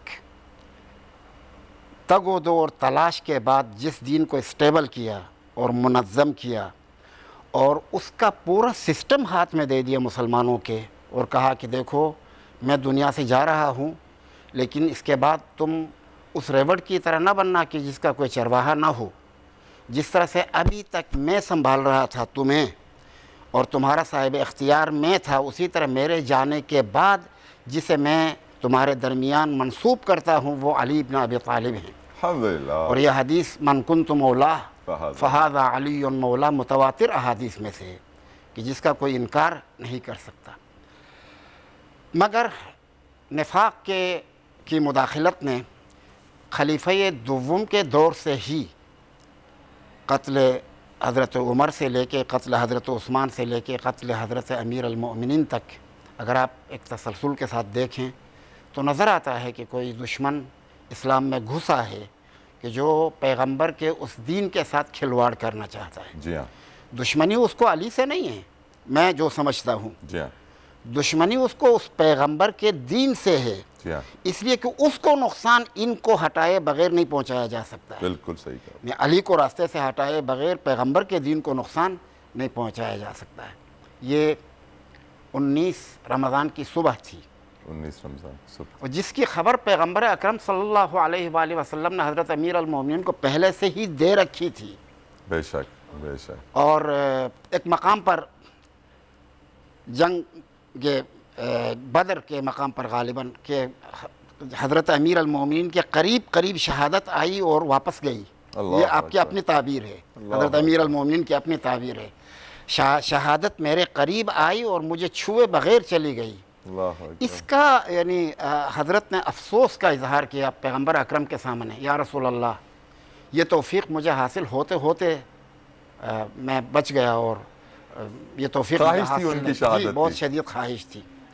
तो हज़रत रसूलुल्लाह ने फरमाया, या अली वो वक्त आप ज़्यादा दूर नहीं हैं कि जब शहादत तुझे ढूंढ के तेरे पास पहुँचेगी। अल्लाहु अकबर। यहाँ तो हज़रत अमीर अल-मोमिनीन शहादत को तलाश कर रहे हैं, पैगंबर कह रहे हैं शहादत तुझे ढूंढ के तुझ तक पहुँचेगी। अल्लाहु अकबर, अल्लाहु अकबर। और वो ऐसा हुआ, उसकी निशानियाँ हज़रत पैगंबर अकरम ने बताई थी, वो याद थी हज़रत पैगंबर अकरम को। उसी तरह से हज़रत अमीर अल-मोमिनीन अलैहिस्सलाम के इस गालिबन 17 माह रमज़ान को आपने खुतबा दिया मस्जिद में, और अचानक रुख मोड़ के कहा आज क्या तारीख़ है। अल्लाहु अकबर। किसी ने कहा कि 17 रमज़ान, तो कहा कि अल्हम्दुलिल्लाह मेरे महबूब के साथ मेरी मुलाकात के दिन करीब आ रहे हैं। उसके बाद आपका एक जुमला है, फरमाते हैं कि मेरी मिसाल उस तिश्ना इंसान की है कि जिसे पानी की तलाश हो और रात की तारीकी में वो पानी की तलाश में चले और यकायक अचानक चश्मे के ऊपर उसका नुज़ूल हो। तो जिस तरह से उसको खुशी होती है, मेरी हालत वही है कि जब मैं शहादत को पाऊंगा तो मुझे वो वाली खुशी हासिल होगी। एक प्यासा इंसान रात की तारीकी में पानी की तलाश में है, जब उसे पानी अचानक मिल जाए तो जो खुशी उसको हासिल होती है, अली अपनी तशबीह उससे देते हैं सुभान अल्लाह कि मुझे शहादत मिलेगी तो मैं मेरी हालत वही होगी। सुभान अल्लाह। अमीर अल मोमिनीन 19वीं रात को अपनी बेटी हज़रत उम्म कुलसूम के घर पे मेहमान थे। हज़रत ने दिनों को रातों को तकसीम किया था। एक दिन हज़रत इमाम हसन के पास, एक दिन हज़रत इमाम हुसैन के पास, एक दिन हज़रत ज़ैनब के पास, एक दिन हज़रत उम्म कुलसूम के पास। 19वीं शब हज़रत उम्म कुलसूम के पास इफ्तार के लिए गए थे और इफ्तार में बेटी ने अज़राह मोहब्बत 3 चीज़ें रखी, नमक, जव की रोटी और दूध। हज़रत अमीर अल-मोमिनीन की निगाह जब इन चीज़ों पर पड़ी तो फरमाया कि बेटा क्या आपने देखा है कि तेरा बाबा इतनी सारी ग़ज़ाएँ अपने दस्तरखान पे रखे, लिहाजा इनमें से 2 चीज़ें उठा दो, एक रखो। तो बेटी थी, उसका जी चाहता था कि कोई अच्छी चीज़ बाबा ले ले, लिहाजा नमक उठा के रोटी और दूध रखना चाहा। तो हज़रत अमीर अल-मोमिनीन ने दूध हटा दिया और कहा कि दूध ले लो, नमक और रोटी मेरे लिए काफ़ी है। उसके बाद फरमाया कि जब हज़रत उम्म कुलसूम ने फरमाया कि बाबा मेरा जी चाहता है कि आप दूध के साथ रोटी ले लें, तो हज़रत अमीर अल-मोमिनीन ने फरमाया कि बेटा मैं चाहता हूँ कि अपने परवरदिगार की मुलाकात खाली पेट से करूँ। अल्लाहु अकबर। अपने परवरदिगार से मुलाकात। अब ये ख़बर देखें, ये तो हज़रत अमीर अल-मोमिनीन को मालूम है ना आज की रात कौन सी रात है, बेटी को तो नहीं मालूम। और इस तरह से इस जुमले के ज़रिए से गोया ख़बर दे दी हज़रत मौला अमीर अल-मोमिनीन ने कि ये वो रात है, ये वो आखिरी रात है कि मैं सही व सालिम आप लोगों के दरमियान हूँ और सुबह के बाद मेरे सर पे ज़रबत लग जाएगी। और उसके बाद मुसलसल हज़रत इमाम अमीर अल-मोमिनीन अली इब्न अबी तालिब अलैहिस्सलातु वस्सलाम मुसल्ला बिछा के इबादत में मशगूल थे, कभी तिलावत कुरान में और कभी नमाज में। दरमियान में कभी कभी बाहर निकल कर आसमान की तरफ नज़ारा करते थे और सितारों को देख के फरमाते थे कि हिय वल्लाह हाज़िहिल लैला, खुदा की कसम ये वही रात है जिसकी ख़बर मेरे महबूब रसूलुल्लाह सल्लल्लाहु अलैहि वसल्लम ने दी थी। खुदा जाने, परवरदिगार आलम बेहतर जानता है कि उसने अमीर अल-मोमिनीन को क्या बीनाई अता की थी कि वो सितारों को देखे और अपनी शहादत की तारीख़ मालूम कर ले। अल्लाह ये हर किसी के बस की बात नहीं है कि हर कोई अपनी शहादत की तारीख़ सितारों को देख के मालूम कर ले। सर अल्लामा साहब, बड़े बड़े उलमाओं ने कहा है कि अगर मौला कायनात अमीरुल मोमिनीन अली इब्न अबी तालिब अलैहिस्सलाम को सिर्फ सूरह फातिहा की तफसीर लिखने के लिए कह दिया जाता तो वो इतनी बड़ी तफसीर लिख देते कि पूरी जिंदगी कम पड़ती, तफसीर मुकम्मल नहीं होती। गुजारिश करूंगा आरिफ कुरैशी साहब नात खां हमारे साथ मौजूद है, शायद वो मनकबत का नजराना पेश करेंगे अमीरुल मोमिनीन की बारगाह में। बिस्मिल्लाह। रसूल पाक का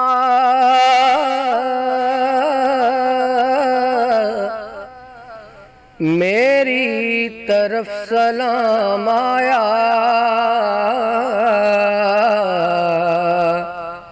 मेरी जुबान पे जिस दम अली का नाम आया, मेरी जुबान पे जिस दम अली का नाम आया, अली का नाम आज़म वो इसमें आज़म है,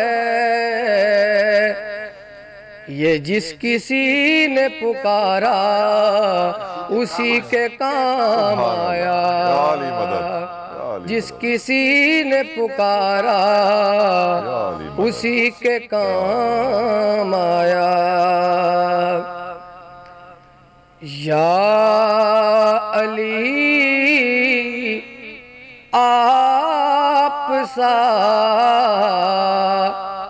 मुश्किल कुशा कोई नहीं, या अली आप सा मुश्किल कुशा कोई नहीं, यूं तो गेला खो मगर शेरे खुदा कोई नहीं, यूं तो गेला खो मगर शेरे खुदा कोई नहीं। जख्म दे दुश्मन तुझे शरबत पिलाए तू से,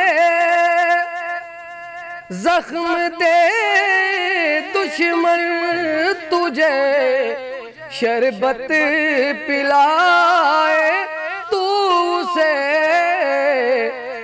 दुश्मनों को ऐसा दुश्मन भी मिला कोई नहीं। दुश्मनों को ऐसा दुश्मन भी मिला कोई नहीं।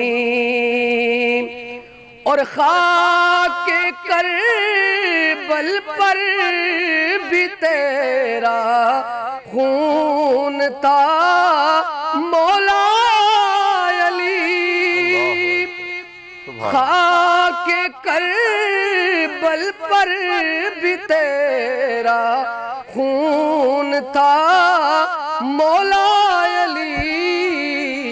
सर 72 कट गए लेकिन झुका कोई नहीं। सर 72 कट गए लेकिन झुका कोई नहीं। बहुत शुक्रिया अदा करूंगा मैं अपने नात खां आरिफ कुरैशी साहब का, अल्लामा मोहम्मद अब्बास वजीरी साहब का। आपकी आने से 4 चांद लग गए, बहुत मजा आया, बहुत बहुत शुक्रिया। वक्त की कमी है, नहीं तो मेरी ख्वाहिश पर्सनली ये थी कि हम मुसलसल मौला का जिक्र करते रहें। आज का दिन ही ऐसा है कि अगले 2-3 दिन आपसे भी गुजारिश है मौला का जिक्र करते रहें, क्योंकि यही है हकीकत अकीदे की, ईमान की, तौहीद की। प्रोग्राम का वक्त तमाम होता है, अपना बहुत ख्याल रखिएगा। अल्लाह हाफिज़। कल फिर आपसे मुलाकात होगी।